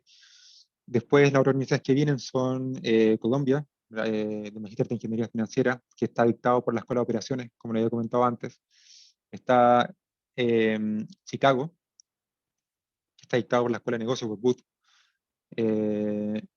Berkeley, la Universidad de California, Berkeley, está entre las mejores también. Y yo creo que, ¿qué más puede ser? NYU, la Universidad de Nueva York también. Y esos son yo diría que esos son los magísteres, los másteres top en términos de ingeniería financiera.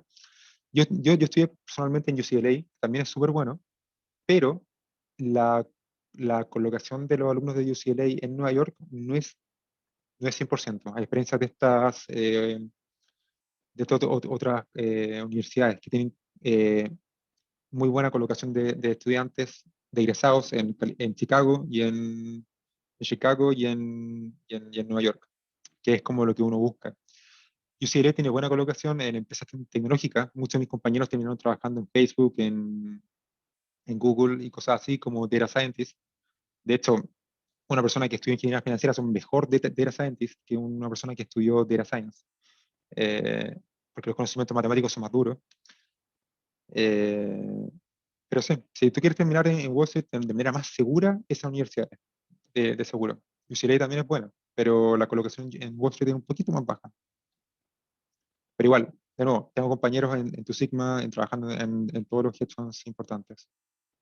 Es simplemente para mejorar las probabilidades. Ya, gracias.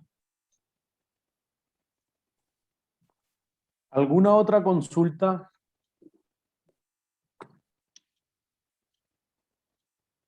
¿No? ¿Todo el resto claro? ¿Todo el resto claro?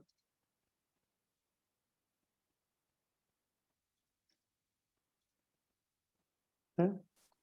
Perfecto. Gracias, Pancho, te pasaste excelente la charla. Cuando quieras. Muchas gracias. Te volveré a llamar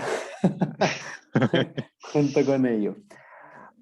Miren, al resto de nuestros estudiantes, que quedan 35 minutos más o menos para que se acabe la clase y no nos tomamos el break, yo creo que en vez de ir al break y volver a los últimos 15 minutos, me habían pedido dos cosas. Querían contestar algunas dudas del caso que tienen que resolver y los que querían hacer algo de trading o cómo empezar en el trading y que yo les muestre, por ejemplo, Binance o si quieren abrir algún exchange chileno, especialmente en criptomonedas, quedémonos. Los que no tengan dudas en esas dos cosas son libres de irse y que tengan un excelente fin de semana. Estén bien. Chao, chao. Yo no tengo dudas, así que me voy. Me despido. Muchas gracias por el tiempo, la oportunidad. Y si es que tienen alguna consulta o me quieren contactar por cualquier cosa, les voy a pasar mi correo con Nicolás y eso. Les deseo todo lo mejor. Que tengan un excelente fin de semana. Gracias, maestro. Nos vemos. Chao, Chao, chao. gracias. Chao, chao. Gracias, Francisco.